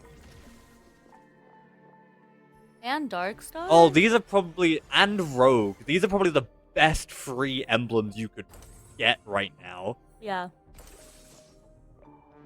Like, Yep, look I like at that. this. You have free Primordian, free Rogue, 2 Darkstar. It is 2-1. You have 4 units. Like, Yeah. all we're missing right now is just that Rek'Sai, and then you've got probably the strongest board you could have right now. But Ladder Slayer already has 6 Talons, by the way. And Soji picked up a Deadlier Blades. We might see that Corky Ribbon board. It might develop into that for sure. For now, we're gonna see it on the Ezreal. As we continue to take a look around here. Oh wow, Gold Collector, Kraken Slayer, or Kraken's Fury, whatever it's called in this one. And then a sword. This is a scary looking Caitlyn, I'm not gonna lie. And we think this will hold everything for potentially that Xayah.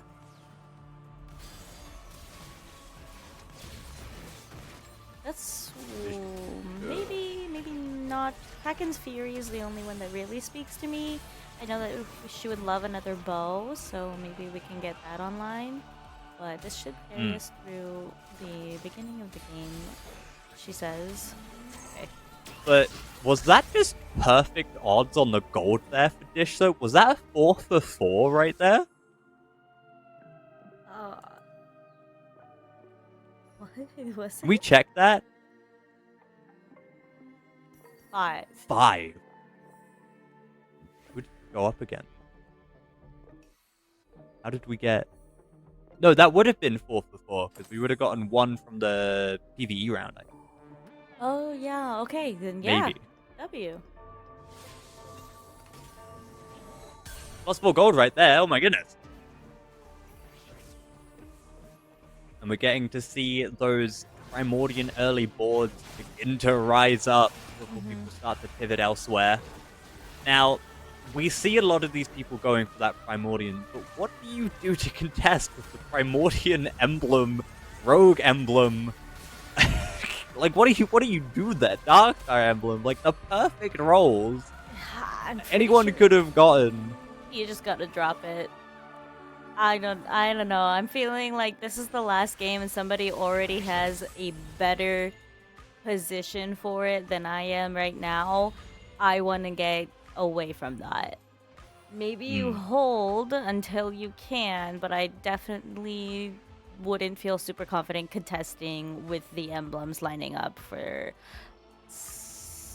Where was he? Was it Soji's? I don't remember who it was. It was one of our trait tree pickers.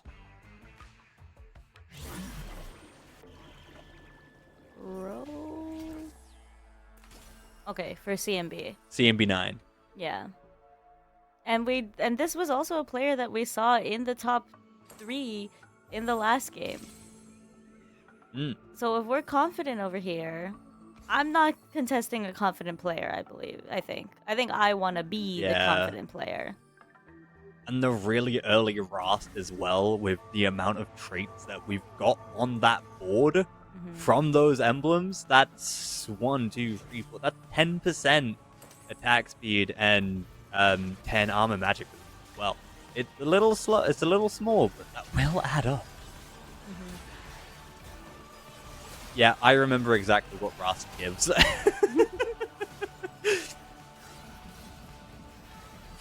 It looks like we dropped the Belveth as well. It doesn't look like... Well, we didn't really need it. We might just see this Primordian Darkstar Rogue sort of line here. Not really going for the Challenger all that much. Which, honestly, slight variation. But we sell the Choga. So we're not looking for that 3-star. Right, but the game is giving us Rasts. Like, what do we do? Honestly, Rast is just a good tank. If it's giving you the Rast, I don't think we complain.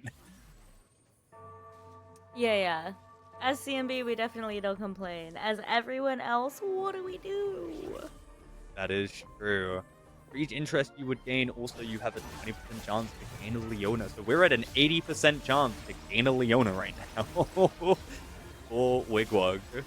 Being at 40 gold, but that Talon is on our Zoe. Oh, but the Pike says no. But the Talon says no again. That was a fight for the Zoe right there.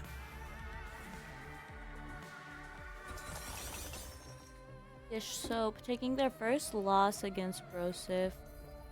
And I do see a Lulu Ooh. on board, so I'm pretty happy.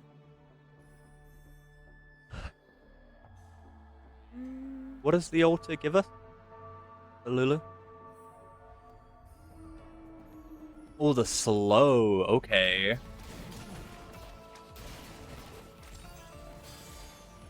Unless we can see someone pull out a mitts. We I have a don't think Ross. it's likely. Yeah, available here to us as well.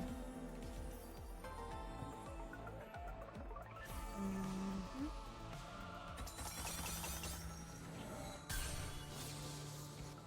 Mhm. Rast, I feel, is also pretty decent into the altar line. You do have that bronze for life looking, not bronze for life board. Mhm. Okay. So still Oh, but look hanging at out here with Ezreal. Ezreal, yeah. I mean, Ezreal would probably love to have Deadlier Blades, especially because he wants to be stacking anyway. Like, he wants to be getting those kills. Mhm. This is actually really, really nice to have.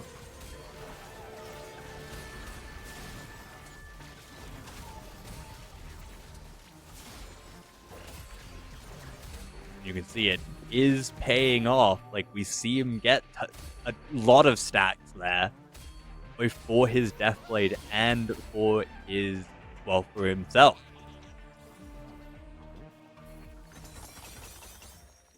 Ooh.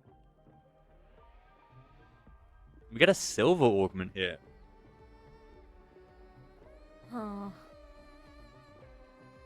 So I we're with Dish Soap right now. Who's got Stargazers? I'm thinking maybe the healing orbs or roll. I'm not sure about the Warmogs here. Okay. Like, team specialist. We do go for the healing. Okay. We do have that combat augment. CMB9 goes for the group hug. Ladder Slayer has... Is that makeshift armor? I believe so. We We'll can see go in a check bit. it out. Yeah.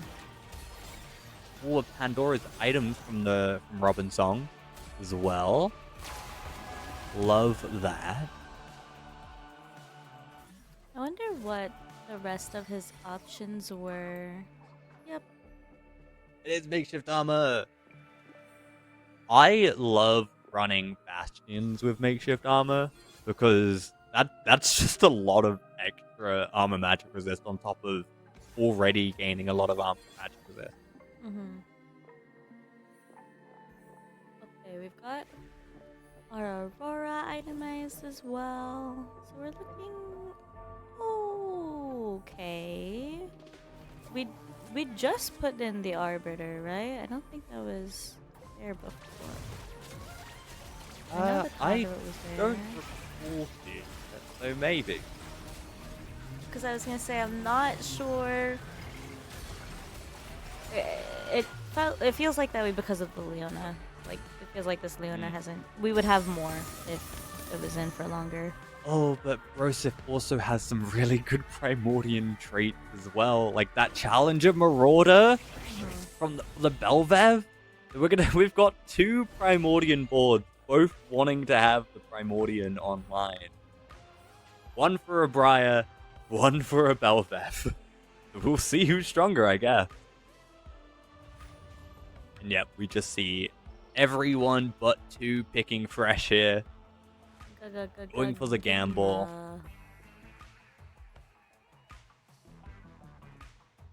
Alright, we'll check in with Rosef, I think.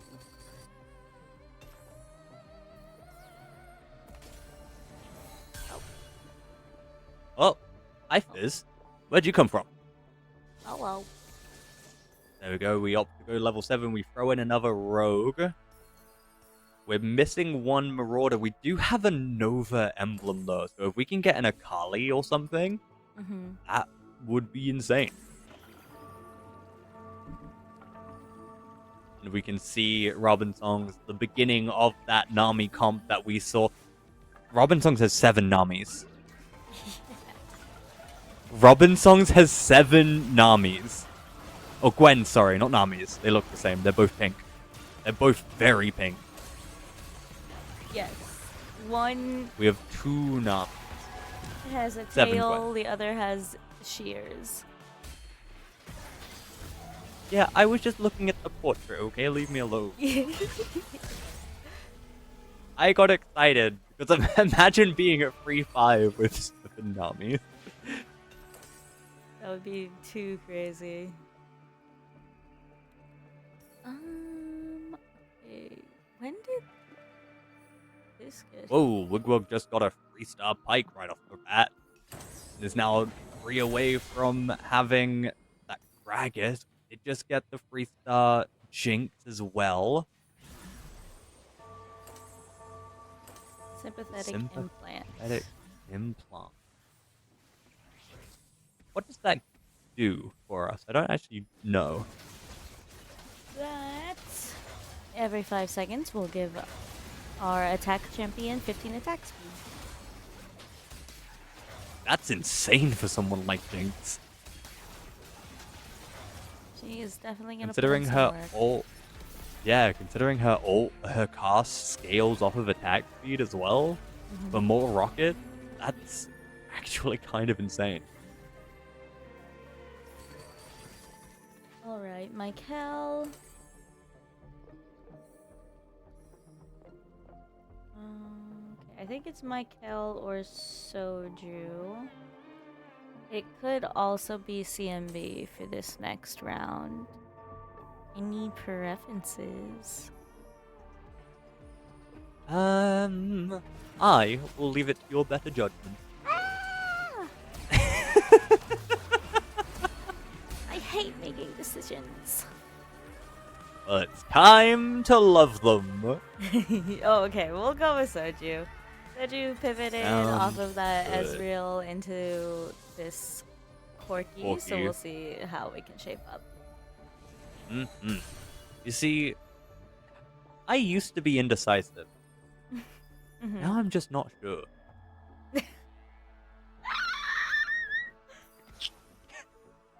I love that my mic picks that up, actually. Yep, I heard that. But yes, I was saying earlier that when Soji picked up that Deadlier Blade, that we might be seeing that Riven Corki. Because Corki just loves having the Deadlier Blades. Loves having the infinite AD scaling, and for having, like, to start with that Ezreal, who also wants that Deadlier Blades and can easily stack up off of it, like, that just leads into a very strong looking Corki, and we can already see immediately just how quickly he shredded through most of the units there. Okay, Michael takes a pretty hefty and also, can we just point out the Shen in the room? Yes. Yes, we can. And then when we get back to the board, I would like to discuss what is the best options for our Riven, if that's our other carry condition item-wise. I'm not sure that I'm seeing a lot that Riven would like, but I would love your opinion on it. Yeah, looking at it, there's not many items on the board that Riven would really like here, because we've already got the Sunder. From the Even Shroud. But if we can maybe get some AP items onto the Riven, because then we've got that mix of having a heavy AD unit and a heavy AP unit, and we can just shred through basically any amount of tank. But seeing as how we have a lot of AD items on the board, it ain't looking likely that we can go for something like that.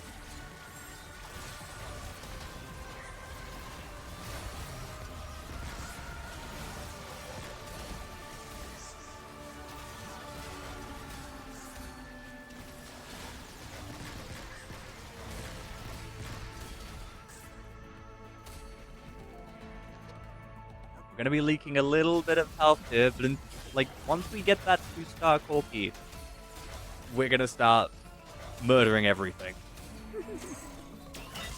Oh, and Dish Soap just getting the win on Michael here. Michael is on a 6-loss streak with 0 gold. That has to hurt. Like, we've got that E-Marauder comp with the Brawler. Definitely a strong comp. For sure. Did we reforge? Was Michael the one with the looking for the Nova to get 5 with the Spat? Am I misremembering? Couldn't tell you. I'm afraid. Where was Soju? We're with Soju now. We're back with Soju. The Deadlier Blades Corki. That's plus 1 AD right there. Oh, but this is a big Riven. Oh my goodness. Big Riven is down. Does Corki stack off of the black holes that Darkstar give? I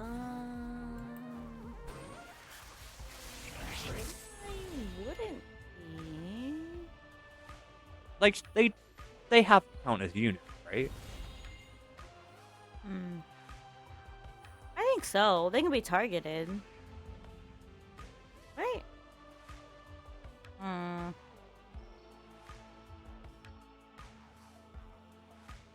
Like, if it does count, like, that's just an extra plus 2 AD for Corki there. And Robinson's still looking for that Gwen and Samira. There's our 2-star Corki. Good, we sell for it. We sold the Milio that we had on the bench. Now we just need that one Riven as a 2-star Fizz.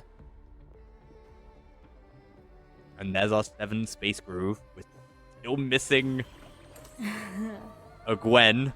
Don't know why it says 7 out of 9 Gwens, but I'm definitely counting 8. It says 8 now. There we go. Yeah. It's now updated to 8. We're now 3 Orns away as well. I love seeing like vertical space groove.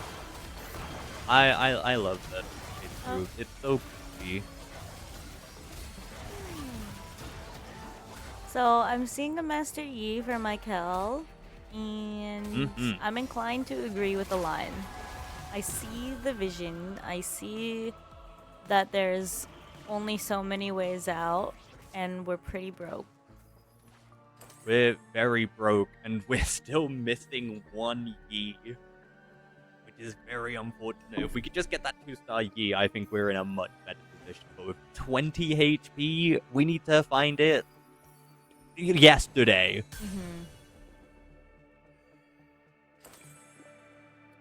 As for Ladder Slayer, I am liking what I'm seeing with the Vex having that Rage Blade, and I like that we have a Shen 2 already.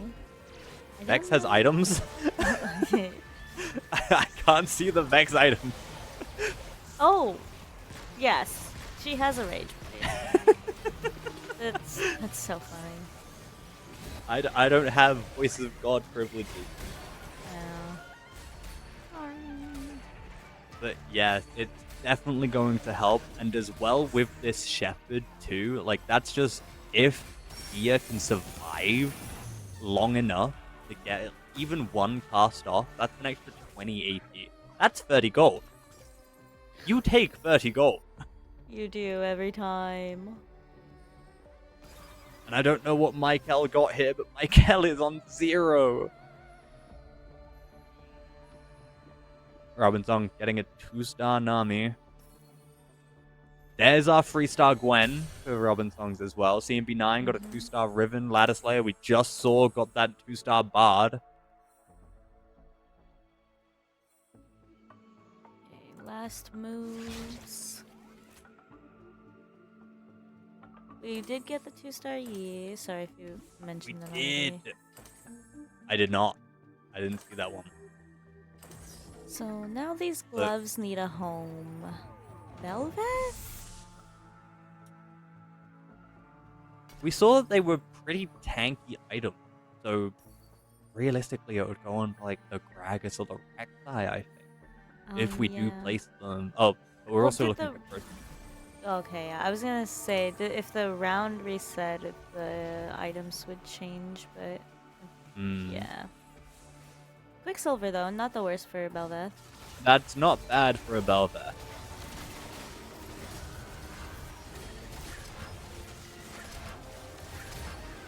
I'll do my best to go catch Michael, but I think we know.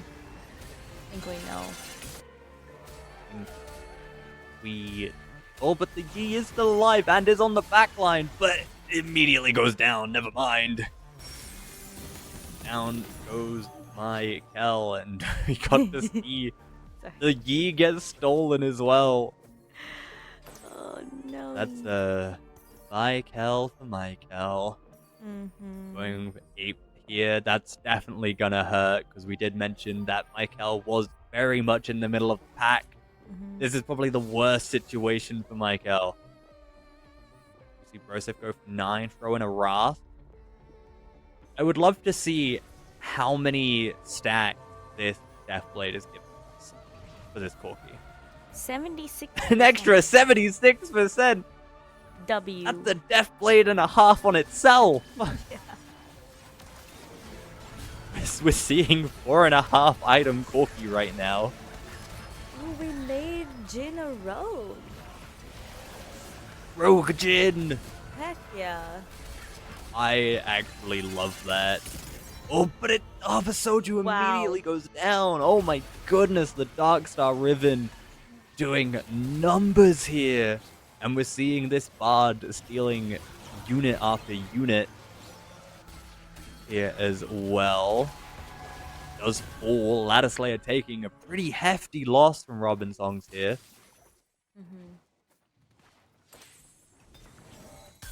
Yeah, we saw 2 fall here, but Wigwag gets a 2-star. Kindred has no items for her, but might still be enough of a buff. We've got an Ornn. I don't know why we have an Ornn, but we have one. So, There's another Ornn. question. I guess we're just... Why are we positioned like this? This is the second board I saw like this. What's happening? So it's very much to displace like some of the other carries. It can help with things like positioning, especially if you've got your 2 carries on either side. This one we only have the main carry on, unfortunately, the wrong side here, as Riven gets through the back line incredibly quickly. But it, like, I remember seeing it quite a lot during set 14 in KO Coliseum, with, like, the Battle Academia, like when people would play Rakan, Zyre, and things like that. Okay, cool. I don't know. I'm just pretending to know what I'm talking about and sounding confident while doing it. I could be saying so much poor, like, knowledge. I'm Okay. just spouting. Well, you've convinced me that that's what it's for. I am also convinced that Ladder Slayer is looking better than we were 30 seconds ago. 100%. Getting that 2-star Blitzcrank and the 2-star Vex in that one round is definitely gonna help. Broseph here needs to hope. Yeah, our Yi has not yet made it to the back line and is already getting targeted, so maybe not going to be able to do more than we want. That is true. We do have the Kindred, though, potentially putting in some numbers, depending on how long this Tom can survive, and the Tom goes down, as does the Kindred, and we get to see another double takedown with Wigwag and Broseph here. We are now into our top 4. Oh boy. Oh boy, oh boy. Whoa, but Robin big is Pytha. in here. So this is... Robin is in here. This is good to see. Robin Songs needed a higher place. Sorry, I Hey. spoke over you. I do apologize. No, you're good. I'm like, you have the thoughts already, so I just need to throw out. I just need to throw out the initial thought, and then you can finish it for me more eloquently. That's awesome. Thank you, Robin. Remember, I make it sound like I know what I'm talking about by saying it in a confident way. But we do get to see here that that Mighty Mech is immediately onto the back line, but obviously has no items, so it doesn't really matter all too much. This, like, obviously being a 7 space group, the longer the Samira is in the groove, the more AD and AP she is going to be stacking.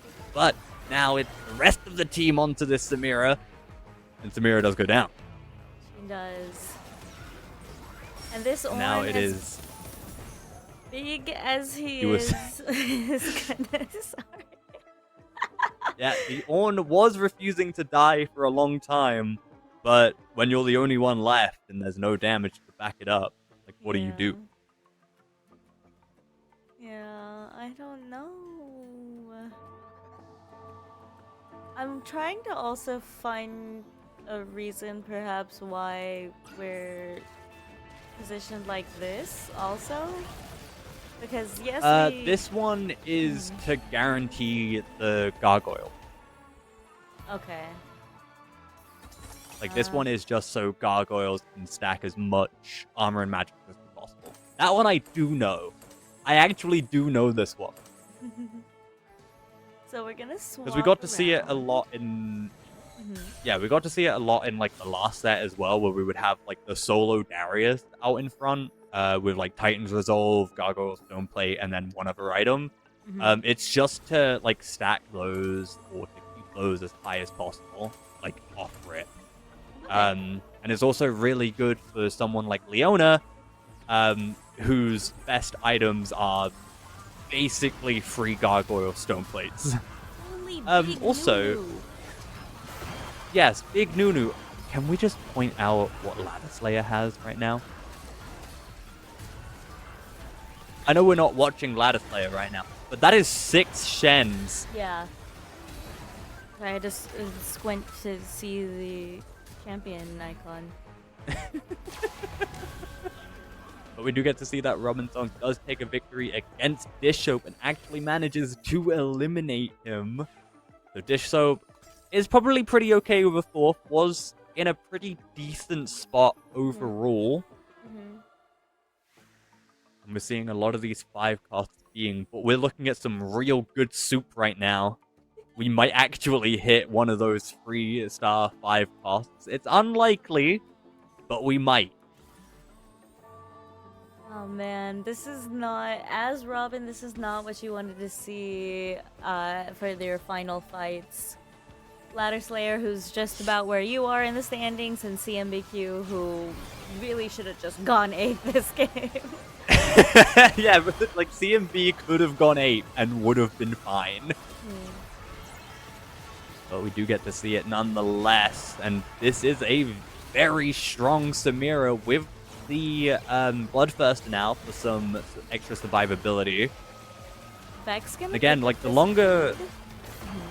That is true. But the longer this fight goes on, obviously, like, the stronger this Vex gets with the attack speed, but the stronger this Samira gets with the stacking AD. And I feel like that benefits Samira a lot more than it does the Vex. Yeah, I was gonna And we say got to the see it same already, thing. like, Robin Song got the win there. That's another Shen. That's a Shen. You don't buy the Shen. Buy the Shens! This is CMB. This is CMB. Oh, to hold. Yeah, buy the Shens True, anyway! true. Hold the Shens! That is that mighty... We do opt for it. Okay, good. Okay.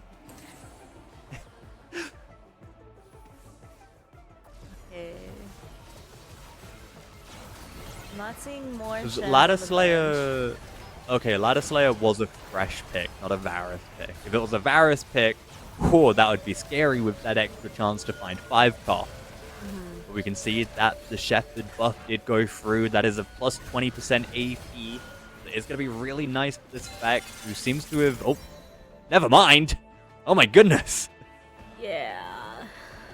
Ladder Slayer took the loss there. God, Oh, that hey, was definitely. That was definitely rough there. We need to find these Shens. There's a Shen! One, but what do We're we 2 do away. now? That's a good question. We sell board. Do it. We- Do it. Sell board. Keep the 5 cost. Get the Shens. Wait, does anyone have one in their shop right now? No. No. And no one's holding one either. But obviously they don't know that. So it's just hoping and praying that the 2-star Sona upgrade is enough.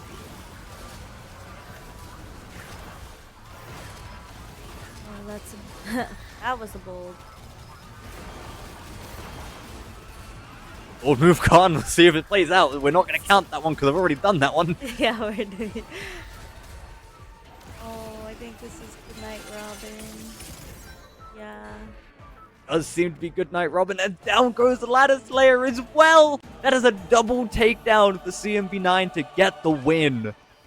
And we can see everyone dancing in the background in the top left. Heck yeah. That was cute. Oh, but that was an insane game. Mhm.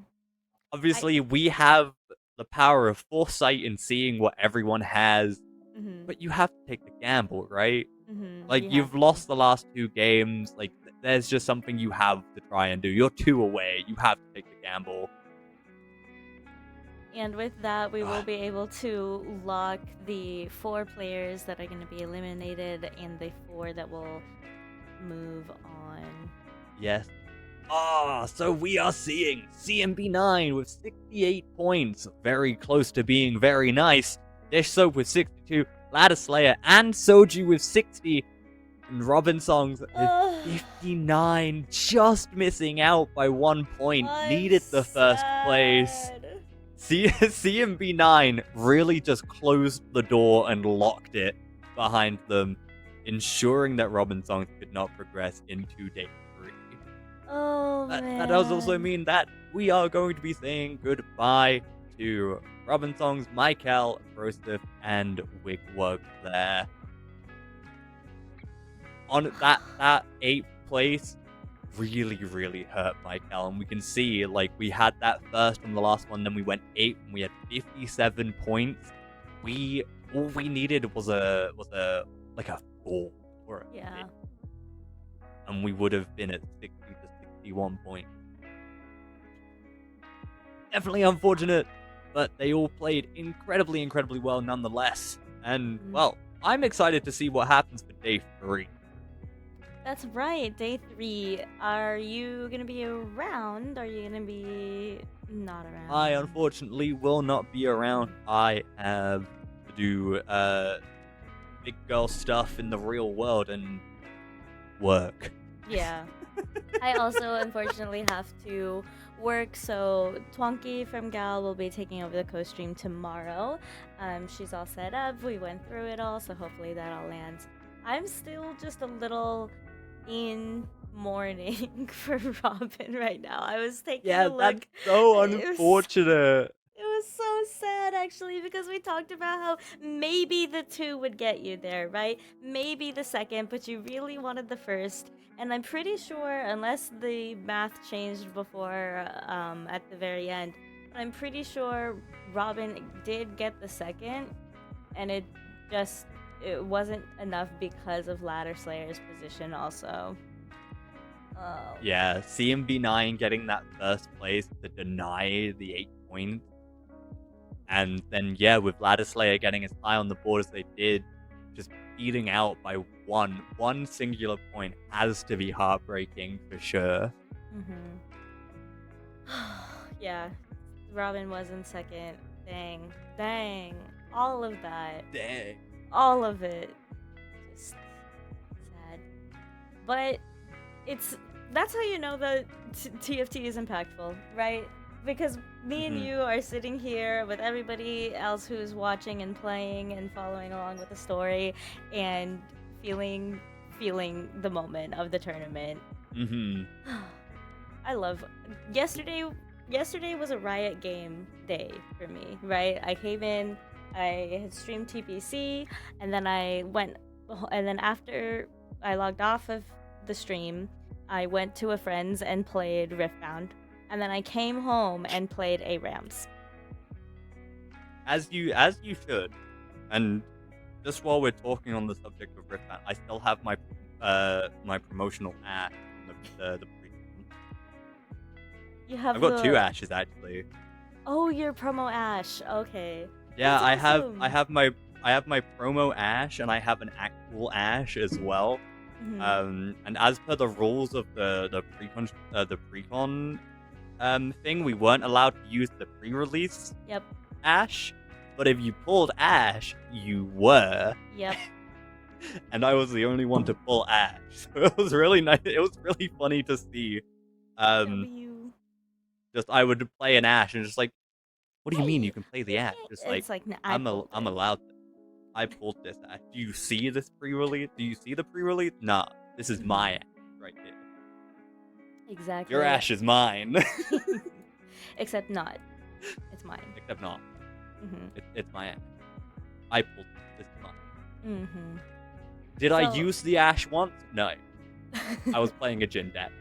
Okay. But you have it, and that's something that I have it. Can say. Yeah.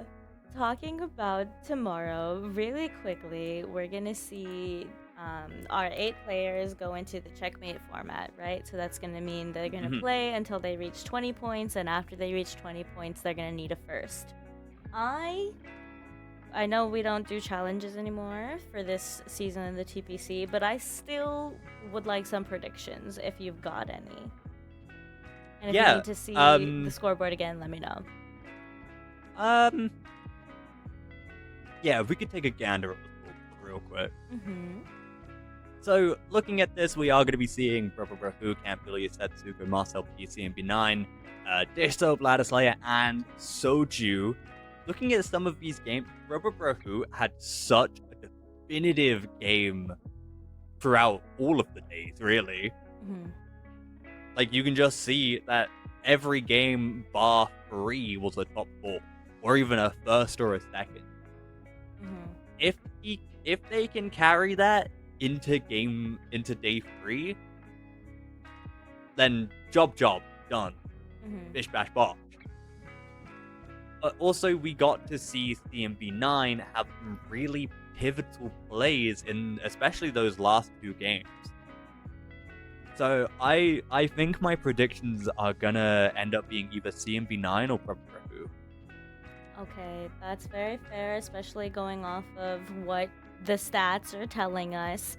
I think personally I would like to see Ladder Slayer bounce back. So we had, pretty good performance day 1. Today we kind of struggled, but we got there. I would really like to see them bounce back into tomorrow and either go in a top 1 position or a top 3 position. Since I can't root for Robin songs anymore, the next person from there I think would be Cambuli, and just see a win for them. Yeah, Cambuli also had incredibly strong games today as well. So I'll be super excited to see how it all turns out. Unfortunately, I won't be here to actually see it, but I'll have my eyes and ears everywhere. I'll find out, don't you worry. Well, hopefully, if you're not too busy at work, you can throw on the stream and listen for a little while. That's gonna do it for us today of day 2 of the Anima. That's gonna do it for us. Day 2 of the Anima Cup. This is why I work behind the stream. Okay, this is why I don't do on camera. The Animal talent. Cup. We just have the shapeshifters. Let's go. Elise, Nidalee. That's it. Yep. That's it. Okay. Well, Robin, it was good to catch up with you a little bit during the games, and really appreciative to you for being here. And we'll see you the next time. Hopefully, you'll see me the next time as well, and hopefully, you'll tune in tomorrow. But other than that, everybody have a good night. Thank you for tuning in, and we'll see you on the next one. Bye bye. Bye bye.